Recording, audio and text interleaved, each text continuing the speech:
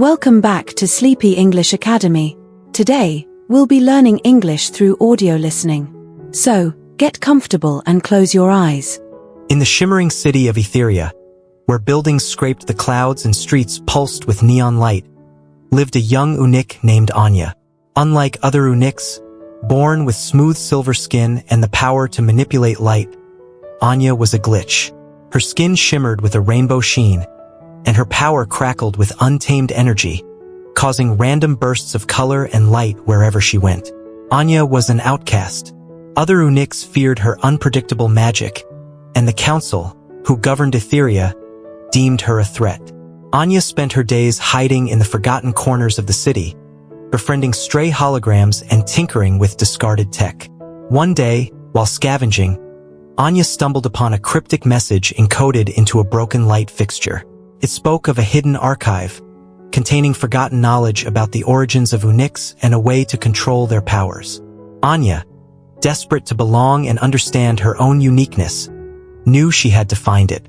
Her journey led her through treacherous neon wastelands, bustling black markets where shadows traded secrets, and abandoned virtual reality arcades haunted by glitching programs.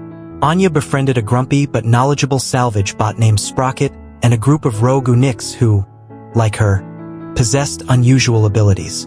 Together, they faced off against malfunctioning security droids, navigated through puzzles woven from light and code, and outsmarted the Council's robotic enforcers. In the hidden archive, Anya discovered the truth. Eunuchs weren't created, but evolved from a fusion of ancient technology and bioluminescent lifeforms. Their diverse powers were a reflection of this unique heritage. Anya learned to control her abilities, not by suppressing them, but by embracing the chaos. With her newfound control, she could focus her glitching power to create illusions, teleport short distances, and manipulate the flow of information in the city's vast network. Anya and her newfound allies returned to Etheria, not to fight, but to show the Council the true potential of eunuch diversity. They staged a dazzling light show, a kaleidoscope of colors and patterns, showcasing the beauty and power of their unique abilities. The Council, mesmerized, finally understood that Anya wasn't a threat, but a bridge to a new era for eunuchs. Anya became a symbol of acceptance in Etheria. She opened a school to teach eunuchs how to control their powers, no matter how strange. The city, once bathed in a monotone glow, now pulsed with a vibrant spectrum of light, a testament to the beauty of being different. The story of Anya, the eunuch who glitched, became a legend, a reminder that sometimes being different is the greatest strength of all. My dear listener, I am new to YouTube. Please subscribe to my channel. Thank you. Unica wasn't like the other unicorns. In a land where shimmering white coats and spiral horns were the norm, Unica stood out like a splash of sunshine on a snowy meadow. Her fur was a vibrant gold, shimmering like spun sunlight. But her true oddity was her horn. Instead of a graceful spiral, it forked playfully into two, each tipped with a tiny, glowing blue orb. Unica's differences made her an outcast. The other unicorns, with their emphasis on purity and tradition, scoffed at her golden coat and playful horn. They called her Odd Horn and whispered behind her back. Unica, however, refused to be discouraged.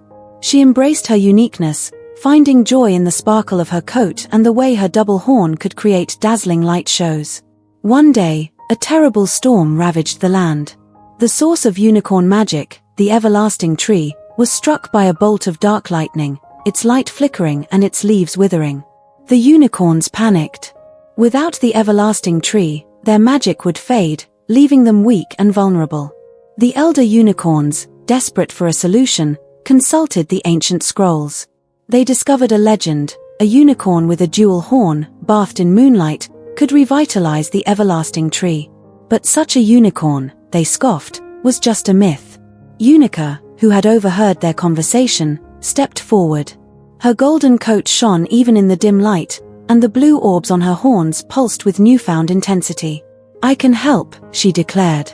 The elder unicorns were skeptical, but they had no other choice. They led Unica to the everlasting tree, its branches gnarled and leaves drooping. Unica stood beneath the full moon, its light bathing her golden coat and twin horns. With a deep breath, she focused her magic, channeling the moon's light through her jewel horns. A beam of brilliant light, blue and gold, erupted from Unica's horns, striking the everlasting tree. The tree shuddered, and then a wave of green energy pulsed through it. The withered leaves unfurled, glowing with renewed life. The everlasting tree was revitalized. Unica, the once mocked odd horn, became a hero. The other unicorns finally saw the beauty in her uniqueness and the power of her jewel horn. From that day on, Unica wasn't just accepted, she was celebrated for her differences. Her story became a reminder that true strength comes from embracing what makes you unique. In the wind-battered city of Etheria, nestled amid storm clouds and clockwork towers, lived Anya, a tinker with grease-stained fingers and boundless curiosity. Anya wasn't your typical tinkerer, content to mend automatons and wind clocks. Her gaze was fixed on the stars, yearning to decipher the secrets hidden within constellations. One blustery night, while scavenging for spare parts in the city's underbelly, Anya stumbled upon a cryptic inscription etched on a scrap of metal. It spoke of a celestial map, hidden somewhere within Etheria, that unveiled a passage beyond the storm wall that perpetually shrouded the city. Anya, captivated by the prospect of a world beyond the familiar grey, embarked on a quest to find the map. Her journey led her through treacherous clockwork alleys patrolled by robotic guards, bustling marketplaces filled with haggling automatons, and forgotten libraries guarded by grumpy clockwork librarians. Along the way, she befriended Kai, a witty street urchin with a knack for picking locks and a surprising knowledge of celestial lore. Together, they deciphered riddles, outsmarted mechanical guardians, and unearthed fragments of the celestial map, each piece revealing a new constellation. However, their quest wasn't without adversaries. The Magisterium, the city's iron-fisted rulers, who thrived on controlling information and keeping the populace isolated, grew wary of Anya and Kai's meddling. They dispatched their elite automatons, the Zenith Guard, to capture the duo and prevent them from breaching the storm wall. As Anya and Kai neared completion of the map, a thrilling chase ensued through Etheria's labyrinthine streets. They outsmarted the Zenith Guard with clever traps and Anya's ingenious inventions, forged from scavenged parts. Finally, with the map complete, they reached a hidden chamber beneath the city's central clock tower, the rumored gateway beyond the storm. The gateway shimmered with celestial energy, a swirling vortex of colors. Fear mingled with excitement in Anya's heart. Was there a world beyond, or just endless storm? Taking a deep breath, Anya and Kai stepped through the gateway, leaving behind the familiar world of Etheria. This is just the beginning of Anya and Kai's adventure. What awaits them beyond the storm wall? Will they find a new world, or something more sinister? The story can unfold in many ways, depending on where your imagination takes it. Do they find a utopian society or a desolate wasteland? Do they encounter friendly aliens or monstrous creatures? The possibilities are endless. In the whispering bamboo forests of Kenzai, lived Hiro, a young tea master with a peculiar gift.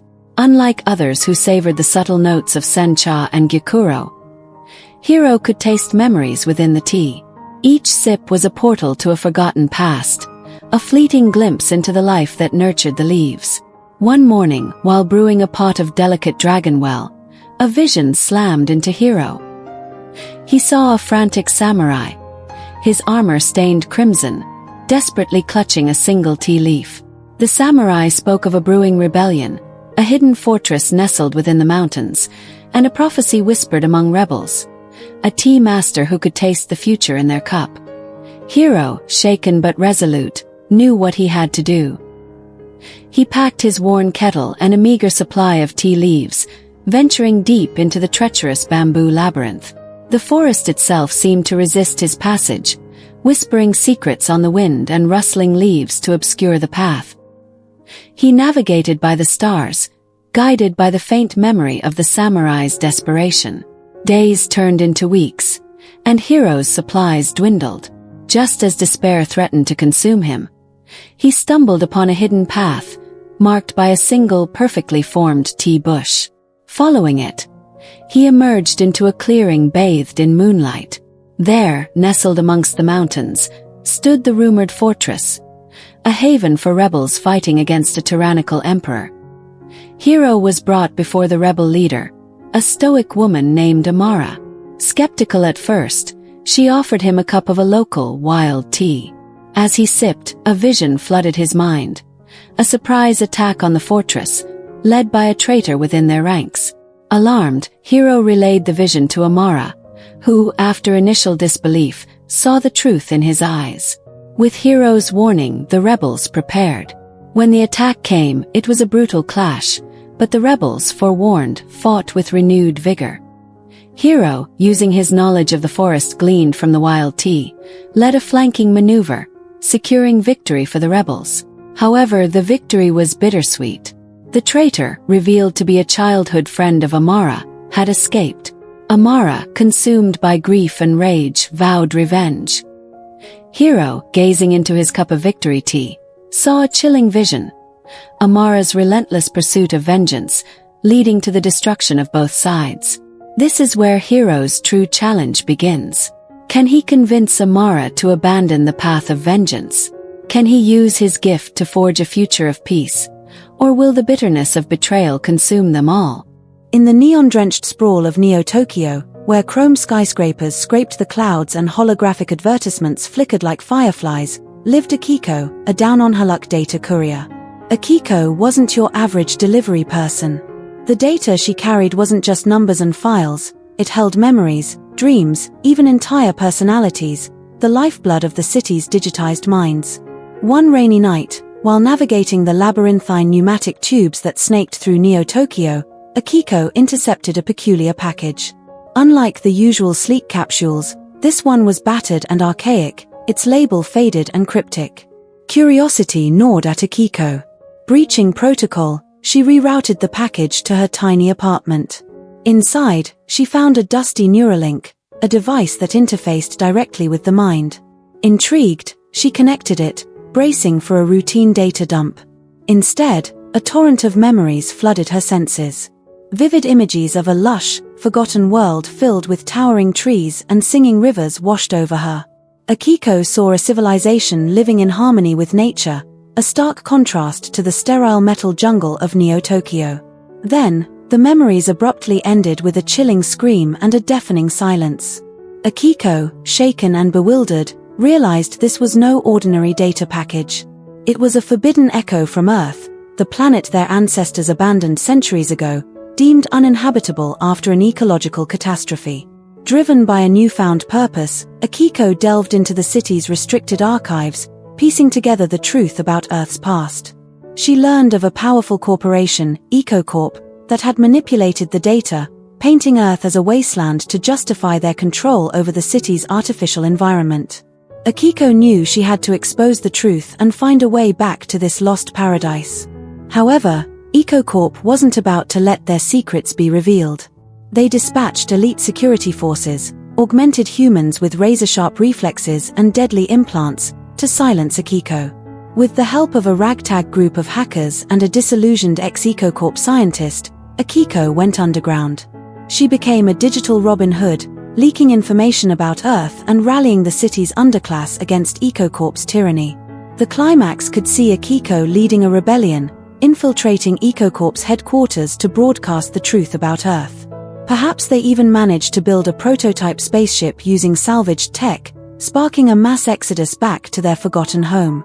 The journey wouldn't be easy, with EcoCorp throwing everything at them, but the promise of a new beginning could fuel their fight. In the wind-battered town of Ethel, nestled at the foot of a brooding mountain range, lived Anya, a clockmaker with a secret. Her workshop wasn't filled with the usual cogs and springs, but with fantastical contraptions that hummed with a strange energy. Anya built devices that whispered forgotten memories, spun dreams into tangible illusions, and even captured slivers of time. One stormy night, a stranger with eyes like molten gold stumbled into her workshop. He was Kai, a fugitive from a hidden realm beyond the mountains, a place where time flowed differently and magic pulsed in the veins of the earth. Kai sought Anya's help. A malevolent entity, the chronophage, was devouring time itself, threatening to unravel the fabric of both their worlds. Anya, despite her reservations, couldn't ignore the impending doom. With Kai as her guide, she ventured into the perilous realm beyond the mountains. Here, the air crackled with unseen power, monstrous creatures stalked the twilight, and time itself seemed to bend and twist. Their journey took them through forgotten ruins where whispers of the past echoed, across vast, time-warped deserts where moments stretched into centuries, and to bustling marketplaces where time was a commodity traded and bartered. Anya used her ingenuity to fix broken timepieces, mend tears in reality, and outwit creatures born from fractured timelines. As they grew closer, Anya learned of Kai's past and the burden he carried. They discovered a connection between the chronophage and Anya's own clockwork creations. A terrible truth unfolded: the more Anya used her devices, the stronger the chronophage became. Faced with this heartbreaking revelation, Anya had to choose. Could she sacrifice her life's work, the very essence of who she was, to save both worlds? Or was there another way, a hidden melody within the intricate clockwork, a song that could bind time rather than break it? Their quest culminated in a heart-stopping confrontation with the chronophage, a being of pure, devouring time. Anya, with Kai by her side, would have to weave a symphony of clocks, a harmony that resonated through the ages, to mend the fractures in time and banish the chronophage forever. This is just the beginning of Anya's adventure. Will she succeed in saving both worlds? Will she find a way to use her clockwork magic for good? And what awaits her and Kai in the future, a future they must rebuild together, tick by precious tick? In a sunny seaside town called Coral Cove lived a little starfish named Shelley. Shelley wasn't like the other starfish. While her friends basked in tide pools or clung to rocks, Shelley dreamt of soaring above the waves. She'd gaze at the seagulls with their salty feathers and the pelicans diving for fish, longing to join them. One day, a fierce storm swept over Coral Cove. The waves crashed wildly, tossing pebbles and shells like toys. Shelley, caught in the current, tumbled helplessly. She squeezed her eyes shut, bracing for the worst. Suddenly, a flash of rainbow colors caught her eye. When she opened them, she saw a magnificent creature unlike anything she'd ever seen, a giant sea turtle with a shell as colorful as a sunset. The turtle's wise eyes twinkled, and its voice rumbled like thunder. "Little starfish, hold on tight." Shelley clung to the turtle's shell as it swam through the storm. When the waves calmed, the turtle gently placed her back on a bed of seaweed. "Thank you," exclaimed Shelley. "You saved me." The turtle chuckled, a sound like waves lapping the shore. "I am Coral, the guardian of the reef. But tell me, little starfish, why were you so far from the tide pools?" Shelley sighed. "I dream of flying through the air like the seagulls," she confessed. "I want to see the world beyond the waves." Coral smiled kindly. "Every creature has its strength," he said. "You starfish may not fly, but you can do amazing things." He nudged a nearby anemone with his shell. The anemone, startled, retracted its colorful tentacles. "See," said Coral. "With your tiny suction cups, you can cling to anything. You can explore shipwrecks, hitch a ride on a dolphin's back, or even climb a seahorse's tail." Shelley's eyes widened. She'd never thought of that. From that day on, Shelley explored the ocean like never before. She clung to humpback whales as they breached, rode on the backs of sea turtles as they migrated, and even climbed a friendly seahorse who showed her a hidden forest of coral. Shelley learned that even though she couldn't fly, her unique abilities allowed her to see incredible things and make amazing friends. She realized that being different was a strength, and the ocean held endless adventures waiting to be explored, one tiny suction cup at a time. In the labyrinthine alleyways of Neo-Tokyo, where neon signs bled into the twilight and chrome skyscrapers scraped the smog-choked sky, lived Akiko, a data courier. Her world was a kaleidoscope of flickering screens, encrypted messages, and the constant hum of information. Akiko, however, craved the tangible, the forgotten whispers of the past buried beneath the city's digital skin.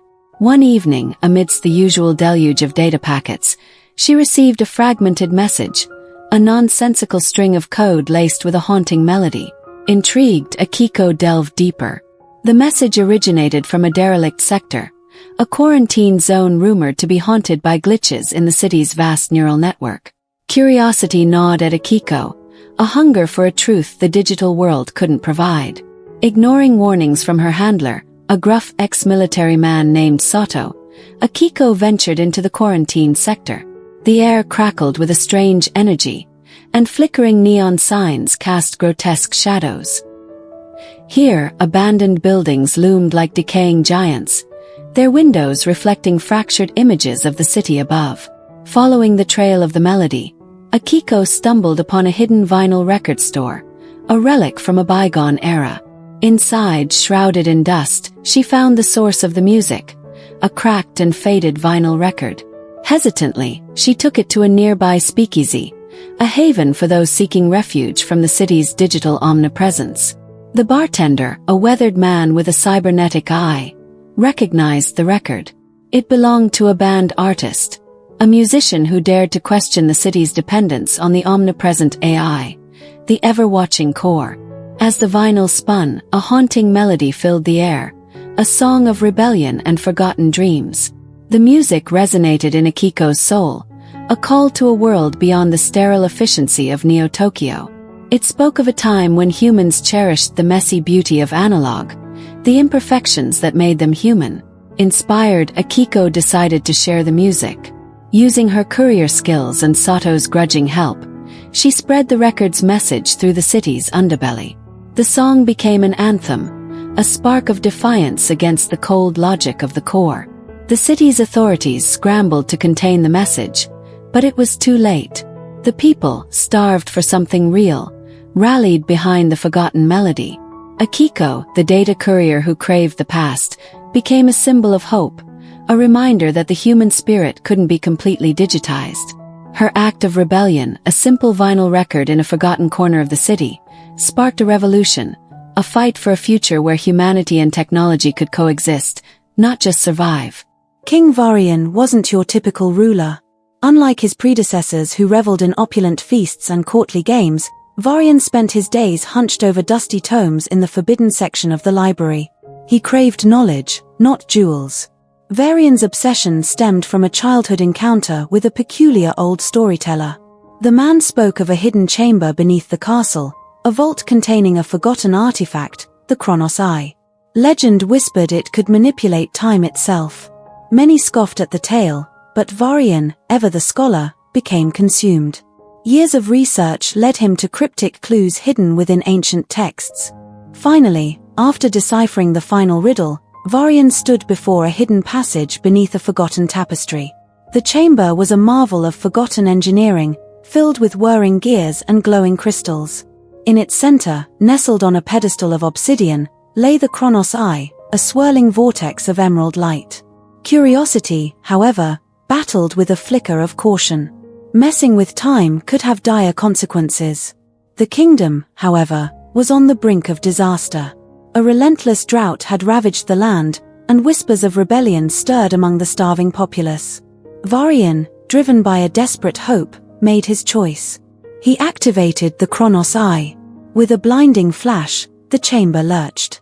When Varian regained his bearings, he found himself in a verdant paradise. Lush fields stretched as far as the eye could see, rain clouds gathered overhead, and a sense of abundance filled the air. He had traveled back in time, to a period before the drought began. Elated, Varian returned to his own time. The kingdom was transformed. Crops flourished, and the people rejoiced. But a shadow lurked beneath the surface. The flora and fauna were unnaturally vibrant, almost grotesque. The once vibrant ecosystem was out of balance. Varian learned a harsh lesson. By manipulating the past, he had created an unstable present. He raced back to the chamber, determined to undo the damage. This time, he used the Chronos Eye with a delicate touch, nudging the past instead of drastically altering it. When he returned, the kingdom was no longer a utopia, but the drought had receded to manageable levels. The people, inspired by Varian's leadership and newfound respect for nature, worked tirelessly to rebuild. Varian remained a scholar king, but his focus shifted. He used his knowledge not to control time, but to understand and work with it, ensuring a brighter future, not a manipulated past. In the frontier town of Redemption, perched precariously at the edge of a lawless canyon, lived two men as different as tumbleweeds and towering redwoods. Sheriff Elias Vance, a man with a weathered face etched with stories and a heart full of lead for those who crossed the line, was the embodiment of good. Silas Rathbone, owner of the opulent Golden Nugget Saloon, oozed bad with a smile as slick as old snakeskin and eyes that held the glint of a hungry coyote. Elias, with his trusty revolver, Peacemaker, had brought a semblance of order to Redemption. He was a man who spoke softly but carried a big stick, ensuring justice, even if it meant staring down a room full of desperados with a single defiant eyebrow raised. Silas, on the other hand, thrived in chaos. He ran his saloon like a den of vipers, a place where wanted men found solace and gullible miners were fleeced drier than a desert wind. Their paths collided when a shipment of gold, Redemption's lifeblood, vanished en route. Elias, his jaw set firm, knew Silas was behind it. Silas, with a practiced smirk, denied everything, his voice dripping with false innocence. The townsfolk, caught in the middle, watched with a mixture of fear and anticipation. The chase led them through treacherous canyons and ghost towns, a dance of wits and bullets. Elias, relying on his sharp mind and knowledge of the land, tracked down Silas' hidden loot and freed the miners held captive. Silas, relying on cunning and hired guns, tried to bury the evidence and silence anyone who got too close. The final showdown took place at the dusty main street of Redemption. The townsfolk held their breath as Elias and Silas faced off, Peacemaker against a silver-plated revolver. It was a battle of good versus bad, of order against chaos. In the end, it wasn't just Elias's quick draw that won the day. It was the townsfolk, inspired by his unwavering belief in justice, who stepped forward, forming a wall of human resistance against Silas's goons. Silas, cornered and outnumbered, fled into the unforgiving desert, his ill-gotten gains scattered in the wind. Redemption had its gold back, but more importantly, it had rediscovered its spirit. Elias, with a newfound respect for the townspeople, continued to watch over them. The legend of the good sheriff and the bad saloon owner became a campfire tale, a reminder that even in the wildest of places, justice could prevail. Alastair Kensington III wasn't your typical rich boy. Sure, he lived in a sprawling mansion with a staff that outnumbered his immediate family, and his wardrobe could clothe a small village. But Alastair craved something his money couldn't buy: authenticity. His world was a gilded cage. Birthday parties with rented tigers, classmates obsessed with designer labels, and parents more interested in stock portfolios than stories. Alastair yearned for real connections, for experiences that weren't manufactured for his enjoyment. One rainy afternoon, while escaping a particularly tedious piano lesson, Alastair stumbled upon a hidden door in the library. It led to a dusty, forgotten room filled with his eccentric grandfather's belongings. Among the ancient maps and telescopes, Alastair found a worn leather journal. The journal belonged to his grandfather, a man who'd defied expectations. He'd traveled the world as a young man, living on his wits and a thirst for adventure, before inheriting the family fortune. The stories in the journal were a revelation to Alastair.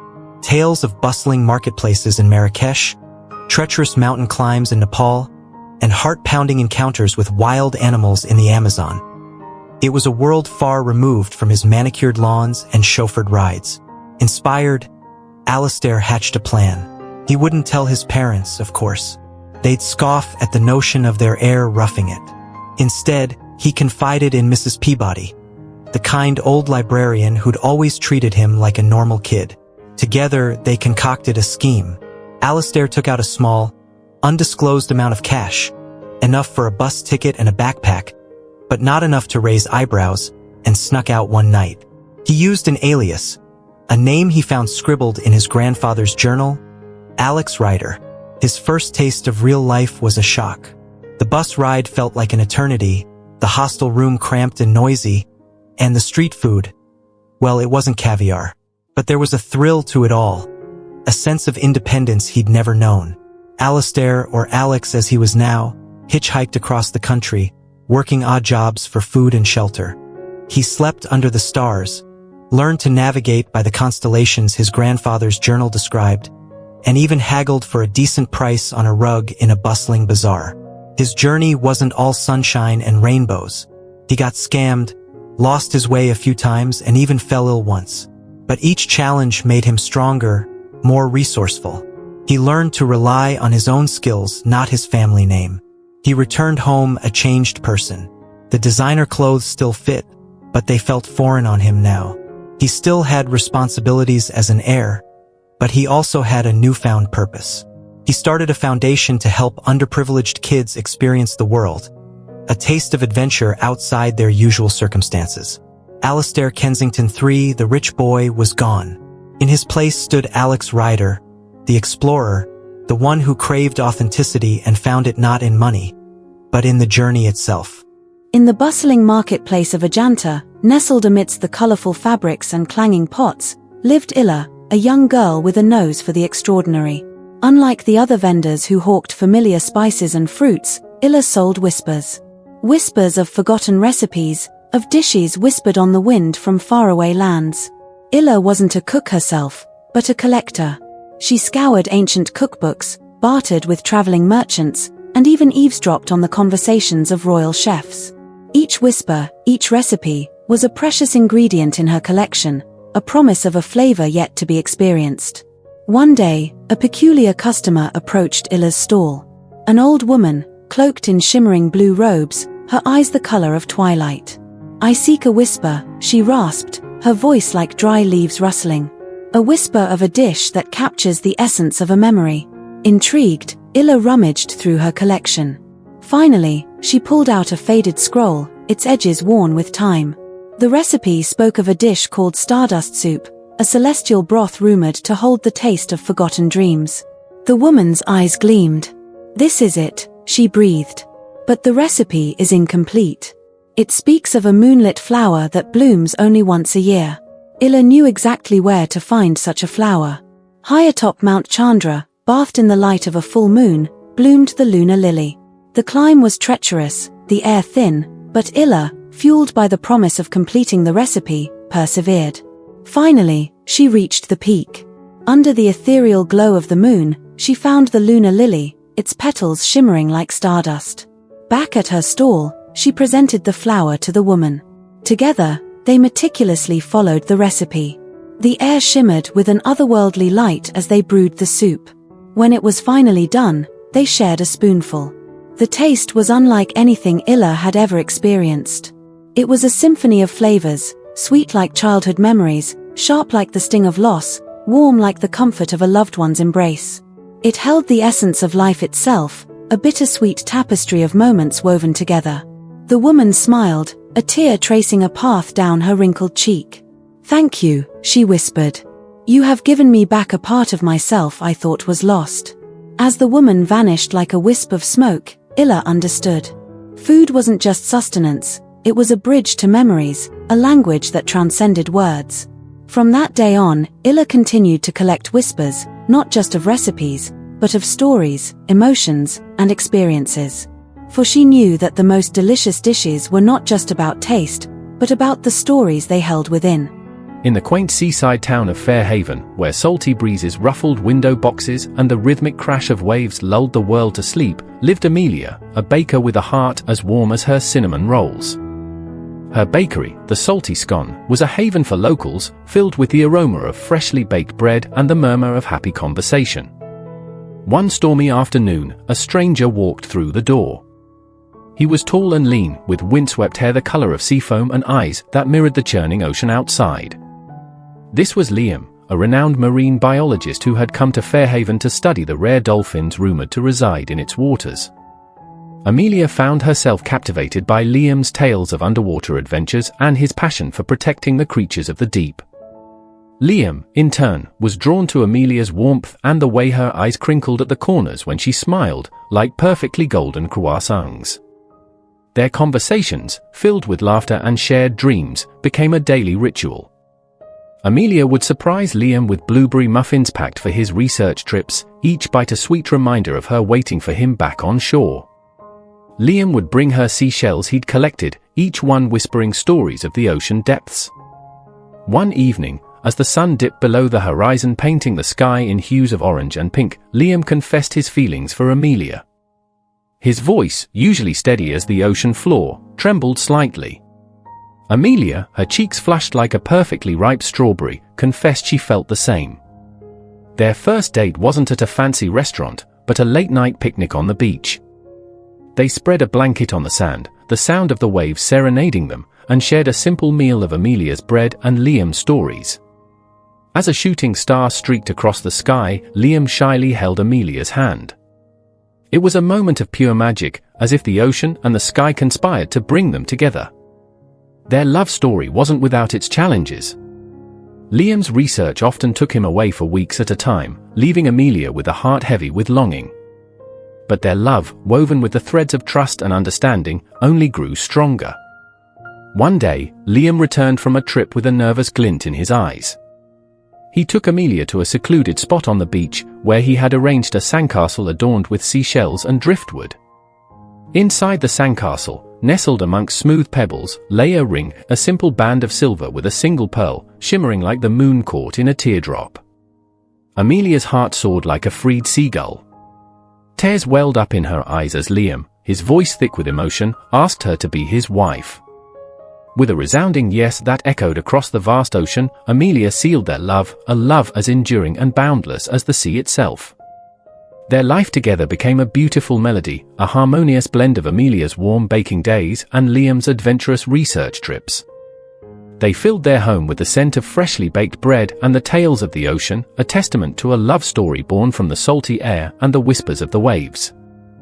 Maya clutched her warm copy of Alice in Wonderland as she navigated the bustling halls of Lakewood Middle School. It wasn't exactly a shield against the chaos, but the fantastical world within offered a welcome escape from the very real anxieties of 7th grade. Maya was the new girl, a recent transplant from a tiny coastal town to this sprawling suburban jungle. Lunchtime was particularly daunting. The cafeteria resembled a scene from a documentary on territorial behavior. Tables were claimed by specific social groups, emitting an invisible, keep-out, force field. Maya, with her bright blue hair, a rebellion against the enforced uniformity of her old school, and warm copy of a classic, felt like an alien lost in a foreign land.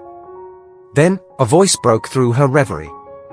"Hey, that's my favorite book too." Maya looked up to see a girl with a mess of curly brown hair and a bright smile. This was Chloe, a resident of the Art Freaks table, a haven for misfits and dreamers. Unlike the cheerleaders or the jocks, their territory wasn't defined by social hierarchy, but by a passion for creating and a willingness to embrace the weird. Hesitantly, Maya joined Chloe and her crew. There was Sam, the quiet boy who could draw entire worlds with a single pencil stroke, and Ben, whose booming laugh could fill the room and whose jokes always landed, even if they were a little off-kilter. Lunchtime became an adventure. They discussed the hidden symbolism in Alice, the Queen of Hearts as a metaphor for school cafeteria tyrants, debated the merits of different artistic styles, was abstract expressionism just a random mess of paint, and planned elaborate lunchtime plays inspired by their favorite books. School itself wasn't all sunshine and rainbows. Maya still had to deal with the occasional snide remark from the populace, and math class remained a mystery. But with Chloe and her friends by her side, it felt more manageable. They tackled group projects with a blend of creativity and chaos, and even turned a dreaded pop quiz into a high-stakes trivia competition. Maya aced the literature section, of course. One day, a flyer announced the school talent show. Maya, inspired by a scene from Alice, blurted out, "We should do a play." Chloe's eyes lit up, and soon the Art Freaks were creating a fantastical one-act inspired by Alice's Mad Tea Party. They poured their hearts into rehearsals, transforming the rickety stage into a wonderland of mismatched furniture and colorful costumes. The night of the show, a nervous knot twisted in Maya's stomach. But as Chloe squeezed her hand and the spotlight fell on them, Maya remembered the magic they created together. They performed with a joyful recklessness that captivated the audience. It wasn't a polished performance, but it was real, heartfelt, and utterly them. In the end, they didn't win the talent show trophy, but something far more valuable. They won the respect of their peers, who saw the beauty in their unconventional ways. Maya learned that school wasn't just about textbooks and tests, but about finding your tribe, the people who shared your love for fantastical worlds and weren't afraid to embrace the weird. And with a group of friends like the Art Freaks, Lakewood Middle School didn't seem so daunting anymore. It felt like the beginning of a real adventure, perhaps even one filled with talking rabbits and grinning Cheshire cats. Amora, a seasoned desert nomad with eyes the color of sun-baked clay, stood at the precipice of the whispering dunes. The wind howled a mournful song, sculpting the sand into ever-shifting giants. This was the edge of her known world, a barrier whispered about in firelight tales but never crossed. Yet, a tattered map clutched in her calloused hand promised a hidden oasis, a haven rumored to hold the cure for the wasting sickness plaguing her tribe. Amora wasn't a woman easily daunted. She saddled her loyal sand steed, Zephyr, a creature as swift and resilient as the wind itself.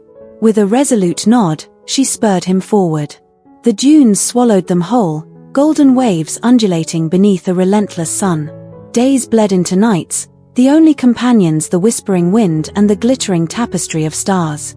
One scorching noon, a mirage shimmered on the horizon, a shimmering oasis. But as Amora drew closer, the image wavered, revealing a skeletal forest, bleached white by the sun. Disappointment gnawed at her, but a glint of metal caught her eye. Half buried in the sand lay a weathered compass, its needle still spinning wildly. Suddenly, Zephyr reared, whinnying in alarm. A sandstorm, a living beast with a maw of swirling sand, roared towards them. Amora knew they couldn't outrun it. Sheltering Zephyr in a rocky crevice, she clung on as the world turned into a blinding vortex. When the storm subsided, silence reigned. Zephyr, miraculously unharmed, nudged Amora with his warm snout. The compass, however, had shifted. It now pointed not forward, but back towards the whispering dunes. Frustration bubbled within Amora, but then, she noticed something strange. Parallel to the original route, a faint inscription shimmered on the compass, the Song of the Sands. That night, under a sky ablaze with stars, Amora remembered a forgotten lullaby her grandmother used to sing, a melody that spoke of the desert's hidden secrets. As she began to hum the song, a strange thing happened. The dunes shifted, revealing a hidden path, a path the compass needle now eagerly followed. The journey that followed was arduous. They traversed treacherous canyons, encountered packs of razor-sharp sand cats, and navigated through fields of singing sand that could lull a traveler into eternal sleep. But with each challenge, Amora's resolve grew stronger, fueled by the memory of her ailing tribe. Finally, after weeks of relentless pursuit, she arrived. Nestled within a hidden valley, untouched by the harsh desert winds, lay a vibrant oasis. Crystal-clear water cascaded into a pool, and lush greenery flourished under the shade of towering palm trees. In its center grew a single, magnificent flower, petals shimmering with an otherworldly glow. This was the fabled oasis of echoes, and the flower held the life-giving water she desperately sought. Amora returned to her tribe a changed woman. Not only did she bring the cure, but she also brought back a newfound respect for the desert's hidden wonders. The whispers of the dunes, once a source of fear, now held a melody of respect and understanding. Her journey had not just saved her people, but had also revealed the desert's true heart, a place of both immense beauty and hidden dangers. And Amora, the nomad who dared to challenge the unknown, became a legend whispered in firelight tales for generations to come. In the bustling city of Neo-Seoul, where neon signs bled into the twilight and towering skyscrapers scraped the smog-choked sky, lived Mylin. Unlike most 12-year-olds glued to their pocket screens, Mylin craved the forgotten whispers of history buried beneath the city's metallic skin. Her world wasn't virtual reality, but dusty antique shops and crumbling libraries. One rainy afternoon, while exploring a forgotten corner of the Grand Archive, Mylin stumbled upon a peculiar artifact, a chipped teacup, adorned with swirling calligraphy. Intrigued, she researched the inscription, a cryptic message about a hidden garden said to hold the city's forgotten stories. Most dismissed it as a fairy tale, but Mylin, fueled by a spark of curiosity and a thirst for adventure, clung to the legend. Days turned into weeks as she devoured ancient texts, deciphering clues about the garden's location. It spoke of a forgotten water tower, a place where the city's forgotten dreams gathered. Ignoring scoffs from her classmates and the warnings of her overprotective grandmother, Mylin embarked on her quest. Armed with a tattered map and a knapsack full of supplies, she navigated the labyrinthine alleyways, a solitary figure amidst the city's neon frenzy. After a heart-pounding trek, she found it, the rusty, overgrown skeleton of a water tower, shrouded in mist and forgotten memories. Following the map's instructions, Mylin climbed a rickety metal ladder, her heart hammering against her ribs. At the top, a breathtaking sight unfolded. Nestled within the water tower's skeletal frame bloomed a hidden garden, a riot of colors defying the city's grey monotony. Cherry blossoms cascaded down the rusted walls, fireflies danced in the twilight, and the air hummed with the whispers of forgotten stories. Mylin stepped into this haven, her senses overwhelmed by the beauty. As she explored, she found remnants of the city's past, a chipped porcelain doll, a faded love letter, a child's worn teddy bear. Each object held a story, a fragment of a life lived beneath the city's steel and glass. Suddenly, a soft voice startled her.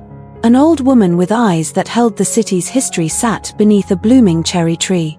She was the garden's keeper, the guardian of forgotten memories.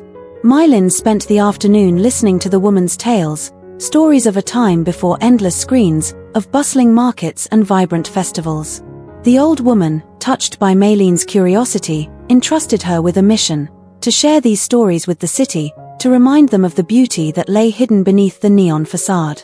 Mylin returned home, not just with a heart full of stories, but with a newfound purpose. She started a blog, her words weaving tales of the forgotten garden, of the city's hidden past. Her stories resonated with people, a breath of fresh air amidst the digital smog. Soon, Mylin wasn't alone.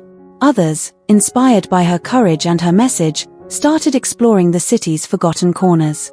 Community gardens sprouted on rooftops, children played games that didn't require screens, and the city began to reclaim its lost stories. Mylin, the girl who dared to seek the whispers of the past, became a catalyst for change. She proved that even in a city of steel and glass, a single seed of curiosity could bloom into a garden of stories, reminding everyone of the beauty and humanity that lay hidden beneath the surface. The crimson sunset bled across the sky, painting the billowing steam from the iron serpent a fiery red. Clara, a wisp of a girl with eyes like twilight, pressed her nose against the grimy train window. The rhythmic clackety-clack of the wheels lulled her into a comfortable daze, the world blurring into a tapestry of rolling fields and sleepy villages. This wasn't just any train journey. This was the annual Stargazer Express, a legendary overnight ride that promised breathtaking views of the night sky from a remote mountaintop observatory. Clara, an astronomy enthusiast with a head full of constellations and a worn copy of Celestial Wonders, had begged her parents for weeks for this trip. As the train plunged into the heart of the countryside, the passengers, a motley crew of stargazers both young and old, began to gather in the communal carriage. There was Professor Chandra, a renowned astrophysicist with a booming laugh and a telescope bigger than Clara herself, Mrs. Peabody, a kindly old woman with a seemingly endless supply of star-shaped sugar cookies, and Ethan, a boy her age with a shy smile and a tattered book on nebulae. As twilight deepened, the train reached its destination, a rustic platform nestled at the foot of a towering mountain. A rickety cable car whisked them up, the air thinning and the stars growing brighter with every dizzying turn. At the observatory, a magnificent domed structure perched on the mountain peak, Professor Chandra led them on a celestial tour. Clara gasped as he pointed the giant telescope toward Saturn, its rings a dazzling spectacle.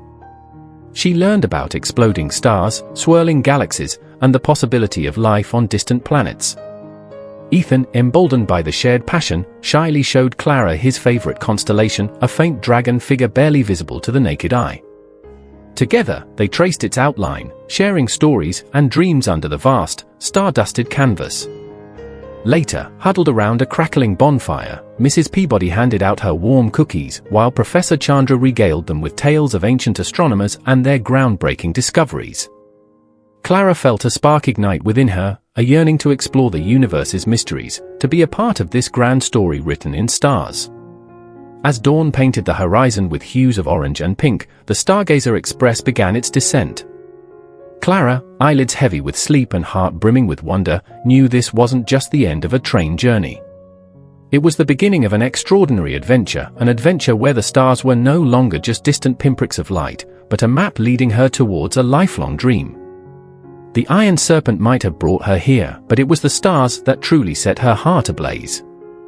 In the quaint cobblestone town of Verona, nestled amongst rolling vineyards and sun-drenched piazzas, lived Elena, a fiery violinist with a melody trapped in her heart.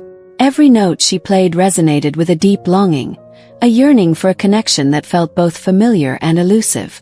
One balmy evening, while busking in the town square, her melody was interrupted by a dissonant cough.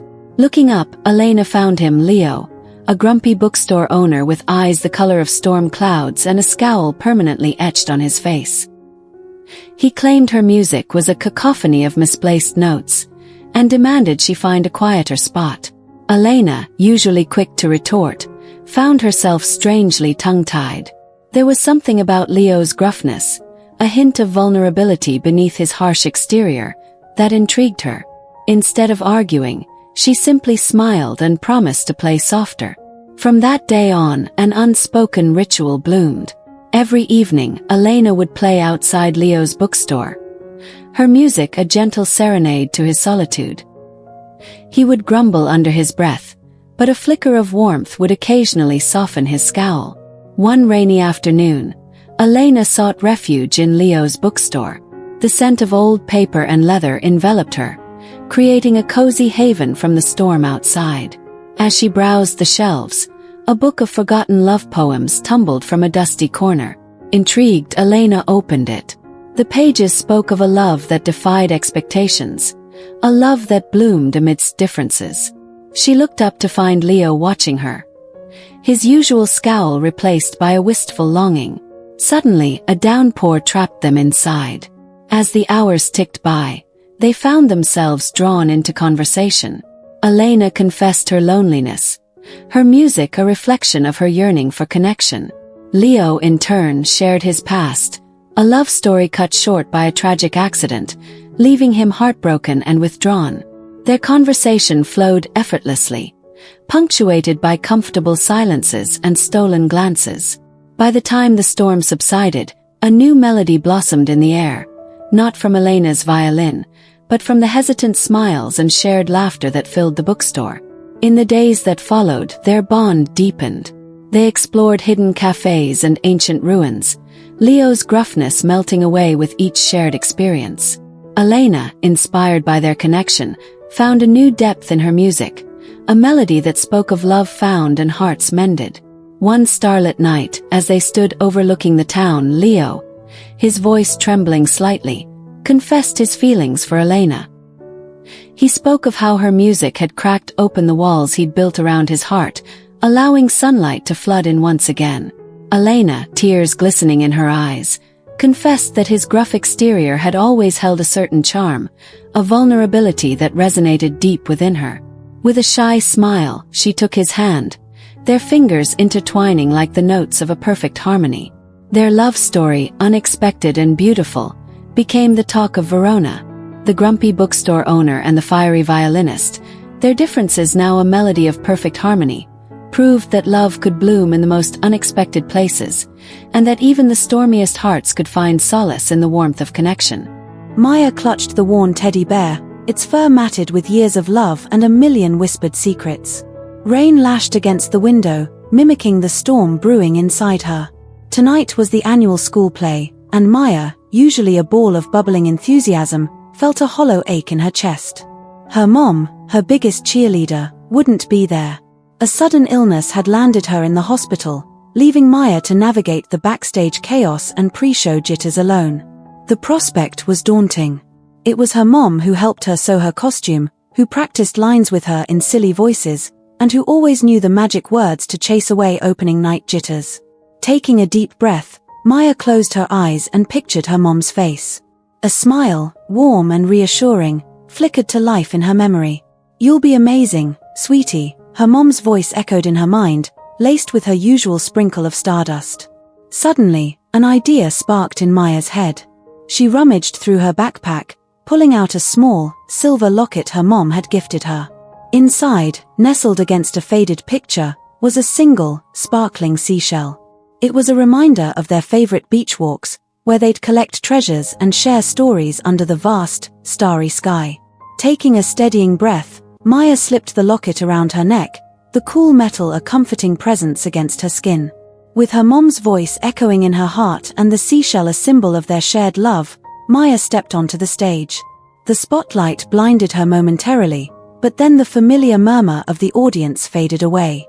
She wasn't just Maya anymore, she was the confident princess, her voice ringing clear and strong. With every line, every gesture, she poured her heart into the performance, a silent dedication to the woman who had instilled her with the courage to shine. After the final curtain call, the thunderous applause washed over her. Beaming, Maya took a bow, feeling a familiar warmth spread through her despite the absence. Glancing up at the balcony, she imagined her mom watching, a proud smile on her face. Later that night, at the hospital, Maya recounted the play, her voice animated with excitement. Her mom, though weak, listened with rapt attention. As Maya reached the part where she felt her mom's presence with her, a tear trickled down her cheek. Her mom squeezed her hand, her eyes glistening. "You were amazing, my little star," she rasped, her voice filled with pride. "And you know what? Even though I couldn't be there, a part of me was with you every step of the way." In that moment, nestled in the sterile hospital room, Maya understood. A mother's love, like the vast, starry sky, could reach anywhere, even when separated by walls or distance. And as Maya drifted off to sleep, clutching the teddy bear and the seashell locket, she knew that no matter what life threw their way, the bond they shared would forever be a guiding light, a reminder of the unwavering love that connected them. In the quaint cobblestone town of Verona, nestled amongst rolling vineyards and sun-drenched piazzas, lived Elena, a fiery violinist with a melody trapped in her heart. Every note she played resonated with a deep longing, a yearning for a connection that felt both familiar and elusive. One balmy evening, while busking in the town square, her melody was interrupted by a dissonant cough. Looking up, Elena found him, Leo, a grumpy bookstore owner with eyes the color of storm clouds and a scowl permanently etched on his face. He claimed her music was a cacophony of misplaced notes and demanded she find a quieter spot. Elena, usually quick to retort, found herself strangely tongue-tied. There was something about Leo's gruffness, a hint of vulnerability beneath his harsh exterior, that intrigued her. Instead of arguing, she simply smiled and promised to play softer.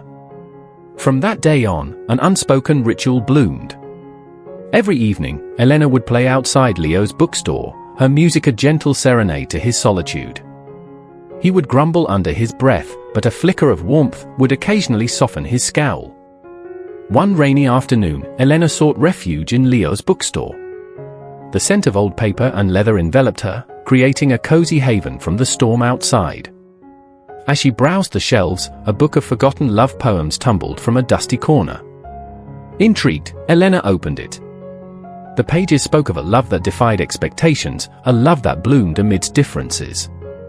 She looked up to find Leo watching her, his usual scowl replaced by a wistful longing. Suddenly, a downpour trapped them inside. As the hours ticked by, they found themselves drawn into conversation. Elena confessed her loneliness, her music a reflection of her yearning for connection.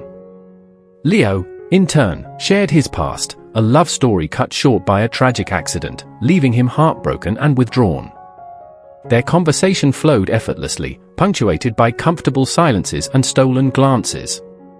By the time the storm subsided, a new melody blossomed in the air, not from Elena's violin, but from the hesitant smiles and shared laughter that filled the bookstore. In the days that followed, their bond deepened. They explored hidden cafes and ancient ruins, Leo's gruffness melting away with each shared experience. Elena, inspired by their connection, found a new depth in her music, a melody that spoke of love found and hearts mended.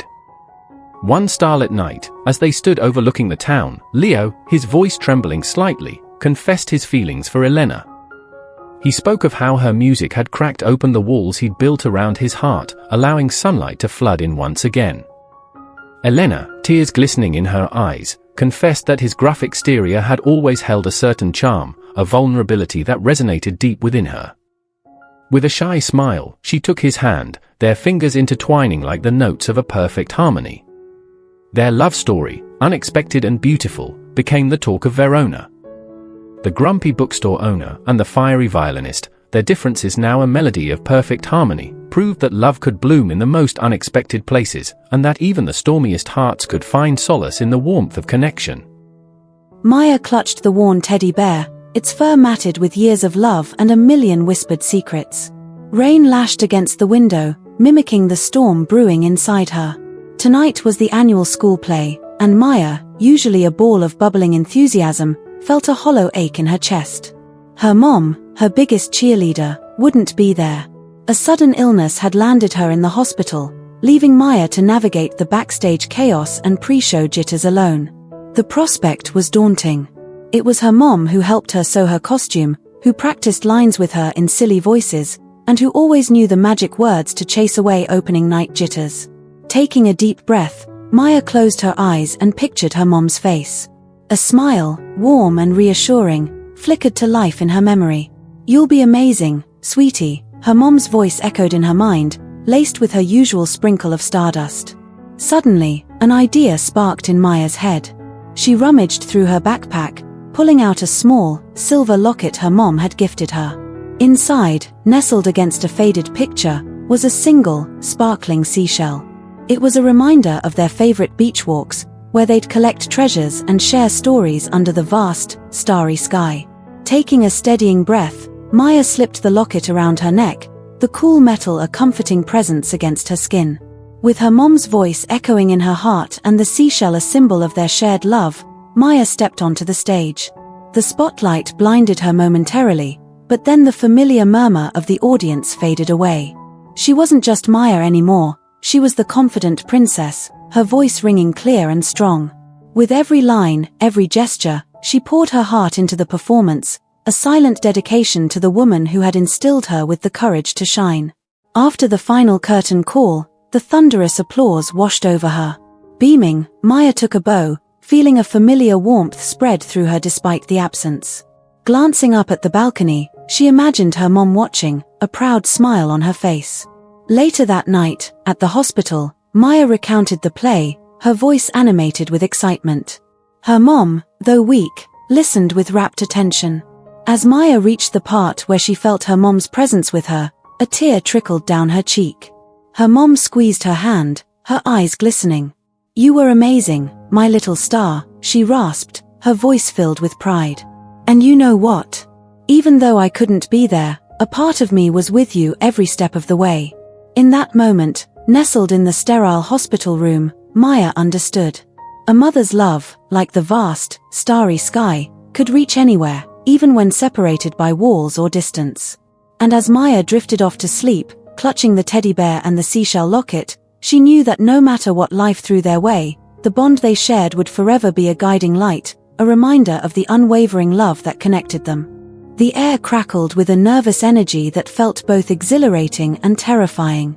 Erin clutched the worn straps of her backpack, its weight a comforting reminder of the familiar amidst the sea of unfamiliar faces. Today was her first day at Elmwood College, a sprawling campus that seemed to stretch as far as the eye could see. Erin wasn't your typical freshman. While others sported the latest dorm room decor and designer backpacks, she carried the weight of a scholarship, a golden ticket that had whisked her away from her small hometown and into this intimidating world. Her first class, Introduction to Philosophy, was a daunting prospect. The lecture hall felt like a coliseum, and the professor, a tweed-jacketed man with a booming voice, spoke in a language that seemed to exist somewhere between ancient riddles and cryptic poetry. Erin, surrounded by students who seemed to be quoting philosophers like they were discussing last night's movie, felt a pang of insecurity. Lunchtime wasn't much better. The bustling cafeteria resembled a scene from a documentary on territorial behavior. Tables were claimed by specific groups, the jocks, the cheerleaders, the students with noses perpetually buried in books. Erin, with her mismatched socks and a book of classic poetry tucked under her arm, felt like a misplaced puzzle piece. Just as she was about to retreat to a quiet corner, a voice broke through the din. "Hey, that's my favorite poem too." Erin looked up to see a girl with a mop of fiery red hair and a smile that could light up a room. This was Maya, a fellow literature enthusiast with a passion for obscure poetry slams and a talent for befriending everyone she met. Lunch turned into a whirlwind of shared dreams, inside jokes, and whispered secrets. Maya introduced Erin to her eclectic group of friends: Liam, the aspiring filmmaker with a vintage camera permanently slung over his shoulder, and Noah, the quiet genius who could solve a Rubik's Cube in under 10 seconds. As the day progressed, Erin discovered that Elmwood wasn't just about intimidating professors and overwhelming buildings. It was a tapestry woven with quirky bookstores, hidden courtyards perfect for impromptu poetry readings, and late-night study sessions fueled by pizza and laughter. The first day wasn't perfect. There were still moments of getting lost, confusing classrooms, and fumbling over unfamiliar technology. But with each stumble, Erin had Maya by her side, offering a helping hand and a shared laugh. As the sun began to set, casting long shadows across the campus, Erin realized that Elmwood wasn't just a place, it was the beginning of an adventure. It was a place where you could find your tribe, the people who understood your quirky love for philosophy and your secret passion for bad karaoke. It was a place where you could get lost, not just literally, but in the pursuit of knowledge, friendship, and maybe even a little bit of yourself. As Erin walked back to her dorm room, a newfound confidence filled her chest. She wasn't just a scholarship kid in a big, fancy college anymore. She was Erin, a student, a dreamer, and a friend. And this, she realized, was just the beginning.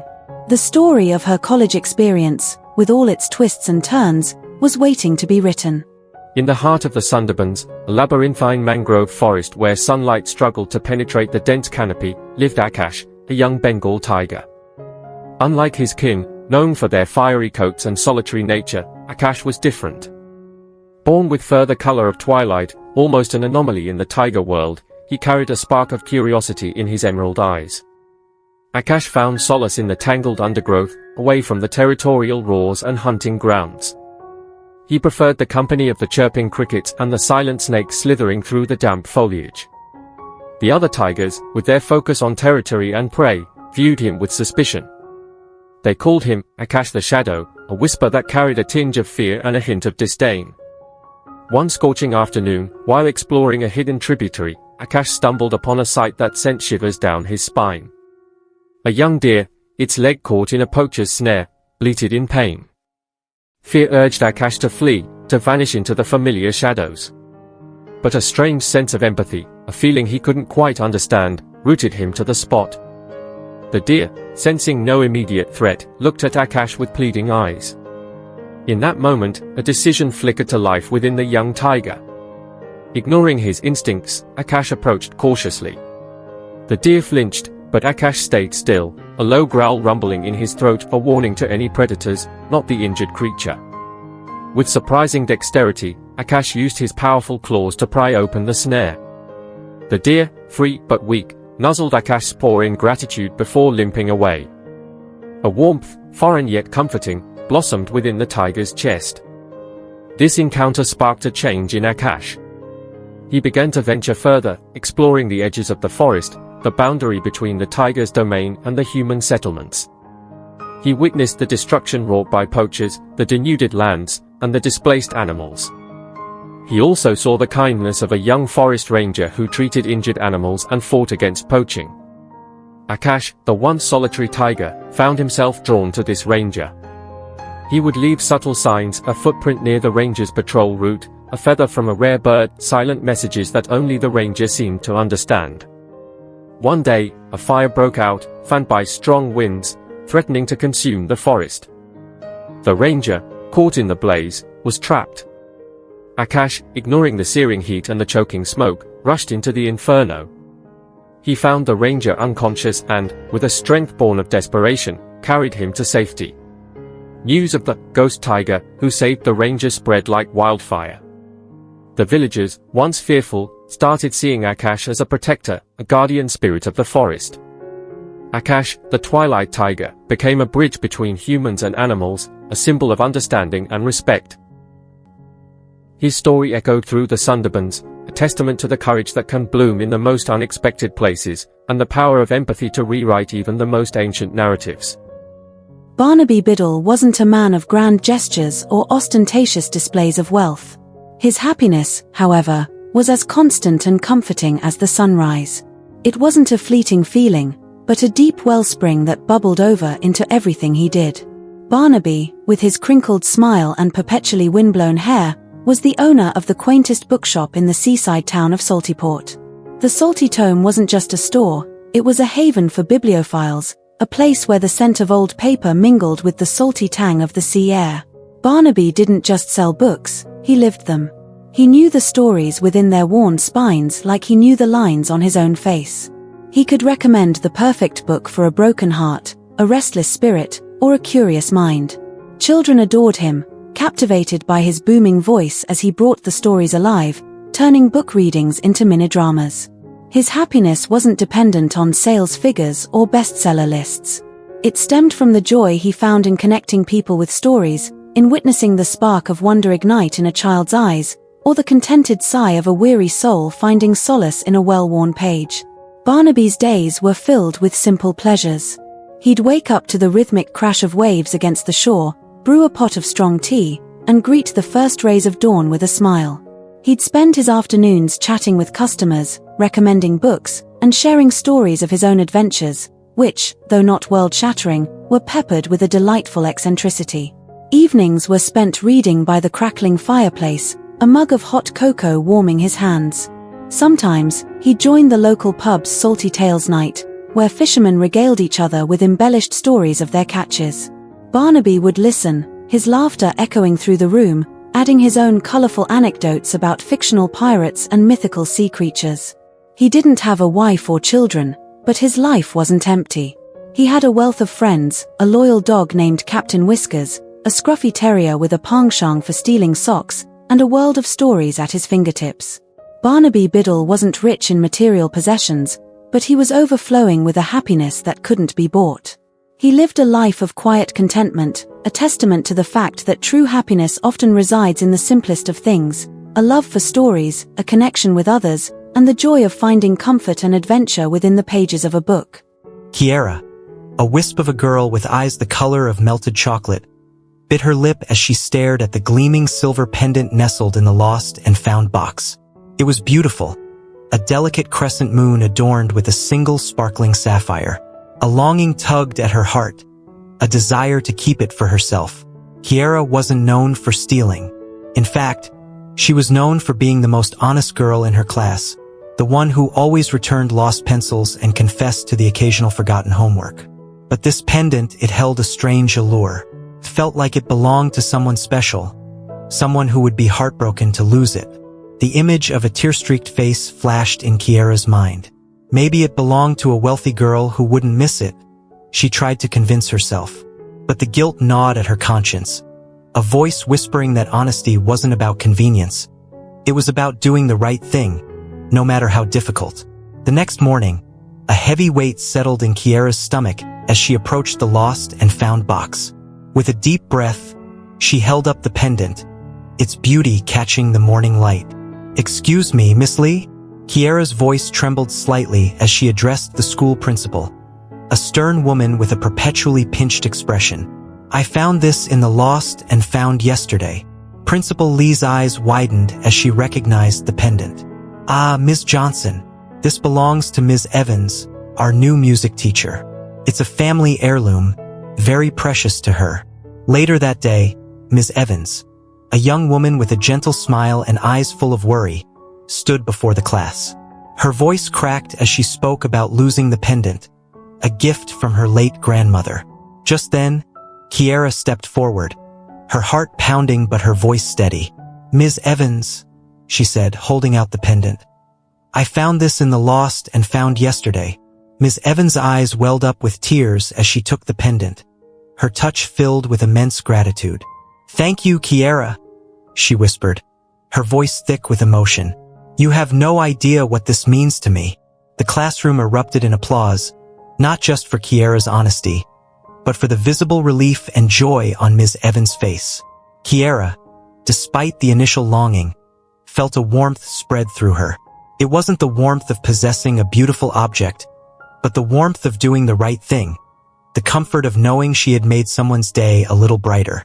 That day, Kiera learned that true worth wasn't measured in material possessions, but in the courage to be honest, even when it was hard. The quiet respect she earned from her classmates and the grateful smile from Ms. Evans were treasures far more valuable than any stolen pendant could ever be. The memory of that day, a testament to the power of honesty, would forever hold a special place in her heart, a reminder that true happiness comes from living with integrity. Luna, a young moon perched on the very edge of the Milky Way, dreamt of more than reflecting sunlight. Unlike her siblings, the other moons, content to bathe their planets in a silvery glow, Luna craved adventure.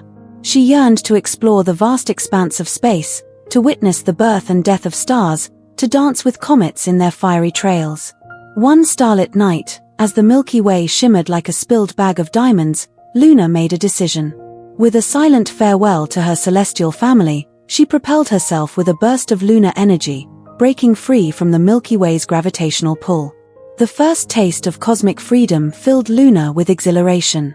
She zipped past shooting stars, their fiery streaks painting the inky blackness. She waltzed with swirling nebulae, their colors a kaleidoscope of blues, purples, and fiery oranges.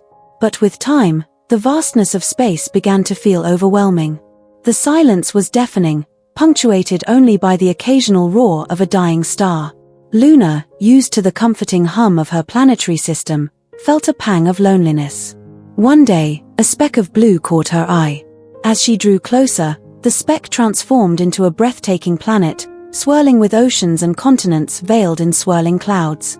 It was a planet devoid of moons, its nights shrouded in perpetual darkness. A curious idea sparked in Luna. With a gentle nudge of her lunar gravity, she pulled herself into orbit around the blue planet. The once dark nights were now bathed in a soft, ethereal glow. The inhabitants of the planet, a race with eyes that reflected the cosmos, looked up in wonder. They had never known such beauty, such a gentle guide in the night sky. They called her Hopebringer, the moon who chased away the darkness. Luna, once restless and yearning for adventure, found a new purpose. She became a beacon of light, a reminder that even in the vast emptiness of space, there was beauty to be found, connections to be made, and a role to play in the grand cosmic dance.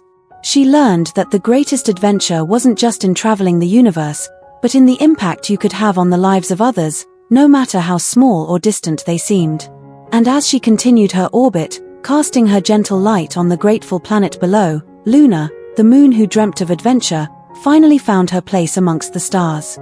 Amora, a young cheetah with fur the color of sun-bleached sand, huddled beneath a scraggly thorn bush. Her normally bright amber eyes were clouded with fear. A storm raged across the savannah, the wind whipping sand and tearing at the fragile vegetation. Hunger gnawed at her belly, a constant companion these past few days. She was alone. Separated from her mother during a frantic chase from a pack of hyenas, she had become lost and disoriented. The vast savannah, once familiar and comforting, now stretched out before her like a menacing labyrinth. Tears welled up in Amora's eyes, blurring the already indistinct landscape. Loneliness, a cold, sharp claw, gripped her heart. Every rustle of leaves, every flash of lightning, sent shivers down her spine. Suddenly, a memory surfaced. It was a day bathed in warm sunlight. Amora, a playful cub, chased butterflies with her mother, Asha, a sleek and powerful cheetah. Asha had taught her to hunt, to stalk prey with silent grace, to read the language of the wind. But most importantly, she had taught her about the unwavering love that flowed between a mother and her cub. Even when you can't see me, Amora, Asha's voice, a comforting memory in the storm's roar, echoed in Amora's mind, you'll always feel my love guiding you. The memory sparked a flicker of hope within Amora. She remembered her mother's lessons, the scent of tall grass that marked the watering hole, the call of a specific bird that signaled the presence of gazelle herds. With newfound determination, Amora rose, her thin frame trembling but her spirit resolute. She sniffed the air, searching for the familiar scents Asha had taught her to recognize. The storm raged on, but Amora pushed forward, fueled by the memory of her mother's love, a guiding light in the darkness. Hours later, as the first rays of dawn painted the sky a hopeful pink, Amora stumbled upon a familiar sight, the watering hole. There, silhouetted against the rising sun, stood Asha. Her eyes, filled with relief and love, locked with Amora's. A choked sob escaped Amora's throat as she raced towards her mother. Asha enveloped her in a warm embrace, her purr a soothing balm to Amora's wounded spirit. In that moment, under the vast African sky, Amora understood the truth her mother's words held. A mother's love, like a beacon in the storm, could light the way home, even in the darkest of times. It was a love that transcended distance, a love that would forever guide and protect her, no matter where life's journey took her. Bailey wasn't your typical golden retriever. Sure, he had the floppy ears, the perpetually wagging tail, and the bottomless well of puppy dog eyes. But Bailey had something extra, a spark of canine intelligence that set him apart. He lived with Sarah, a kind but lonely woman living in a bustling city. Sarah worked long hours, leaving Bailey home alone most days. He'd spend his time napping by the window, watching the world go by, a yearning for companionship tugging at his heart. One rainy afternoon, a commotion erupted outside Sarah's apartment building. A young boy, no older than 8, was being chased by a group of older kids. The boy, drenched and terrified, darted into a nearby alleyway, the bullies hot on his heels. From his window perch, Bailey saw the fear etched on the boy's face. A sense of protectiveness, a feeling he couldn't quite explain, flared within him. Without a whimper, Bailey leaped off the windowsill, landing with a soft thud on the living room rug. He raced out the door, following the scent of fear and desperation to the alleyway. There, he found the boy huddled in a corner, whimpering as the bullies loomed over him. Bailey let out a deep, authoritative bark. It wasn't a vicious growl, but a firm command, a sound that surprised even him. The bullies, startled by the unexpected canine intervention, looked at each other, unsure. Bailey, using his impressive size to his advantage, stood between the boy and the bullies. He didn't bare his teeth or show aggression, but his calm, unwavering presence held the bullies at bay. The bullies, sensing a lack of easy victory, mumbled threats and slunk away, leaving the boy and Bailey alone. Bailey approached the boy cautiously, tail wagging tentatively. The boy, his eyes wide with surprise, slowly reached out a hand. Bailey leaned in, accepting the touch with a gentle lick. The boy, no longer afraid, wiped his tears on his sleeve. "Thank you, dog," he whispered, a grateful smile breaking through his fear. Bailey responded with a happy bark, feeling a warmth bloom in his chest. From that day on, Bailey and the boy, whose name was Ethan, became inseparable. Ethan would visit Sarah's apartment after school, regaling Bailey with stories of his day while Bailey showered him with slobbery affection. Sarah, touched by their bond, found her own loneliness fading. Bailey, the extraordinary golden retriever, had not only found a friend for himself but had brought companionship and joy to the lives of both Sarah and Ethan. He was a reminder that love and loyalty knew no bounds, and that sometimes the greatest heroes come with wagging tails and floppy ears. In the swirling mist atop Mount Foggybottom lived a peculiar creature named Pip. Pip wasn't a fluffy bunny or a grumpy troll. Pip was a cloud sheep. Yes, you read that right. Puffier than a sheep and rounder than a cloud, Pip had soft, white fur that billowed in the mountain breeze. Unlike his fellow sheep who grazed on grass, Pip feasted on moonlight. Every night, he'd stretch his fluffy form, catching the moonbeams in his wool. The luminescence filled him with a gentle glow, making him a beacon in the foggy nights. Villagers below would leave bowls of rainwater out, a silent thank you for Pip's ethereal light. One day, a grumpy storm cloud named Nimbus rolled in, jealous of Pip's popularity. Nimbus bellowed, "You, a sheep, glowing like a celestial body? Absurd. I, the bringer of rain, deserve that admiration." Pip, ever gentle, replied, "But friend Nimbus, your rain nourishes the land. Without it, even my moonlight wouldn't have much to illuminate." Nimbus grumbled, unconvinced. He decided to steal Pip's moonlight. When Pip stretched out for his nightly feast, Nimbus swooped down, snatching the moonbeams before they reached the cloud sheep. Suddenly, the mountain was plunged into darkness. The villagers, used to Pip's guiding light, panicked. Pip, though saddened, knew what he had to do. He gathered the leftover moonlight clinging to his wool and nudged Nimbus. Confused, Nimbus asked, "What are you doing?" Pip smiled. "Sharing the light, of course." Together, they sprinkled the stolen moonlight over the village, creating a soft, twinkling shower. The villagers, amazed by the celestial display, cheered. Nimbus, touched by the gratitude, realized the true power wasn't in hoarding the light, but in sharing it. From that day on, Pip and Nimbus became an inseparable pair, the cloud sheep and the storm cloud, illuminating and nourishing Mount Foggybottom together. In the vibrant coral city of Shimmer Deep, nestled amongst bioluminescent jellyfish and swaying kelp forests, lived Amora, a young mermaid unlike any other. Unlike her shimmering scales that mimicked moonlight, Amora's were a dull, muted grey. This marked her as an unlit, a mermaid untouched by the ocean's magic. Unlits were ostracized, unable to contribute to Shimmer Deep's dazzling coral displays or mesmerize predators with hypnotizing light shows. Amora, however, was brimming with a different kind of light, a fierce curiosity and an unwavering sense of justice. One day, while exploring a hidden crevice, she stumbled upon a monstrous, glowing eel trapped in a net of glowing seaweed. The creature, the legendary Glub the Gloombringer, was said to possess the power to extinguish the ocean's magic, plunging Shimmer Deep into eternal darkness. Fear gripped the city when news of Glub's capture reached them. Panic turned into a desperate plea for the Luminous Ones, the most powerful and radiant mermaids, to confront the beast. But the Luminous Ones, dazzled by their own brilliance, refused, afraid of Glub's power. Amora, however, couldn't stand by. Though unlit, she possessed an uncanny understanding of currents and tides. Using her knowledge, she devised a plan to free Glub, navigating the treacherous currents of Glub's prison with an agility that stunned everyone.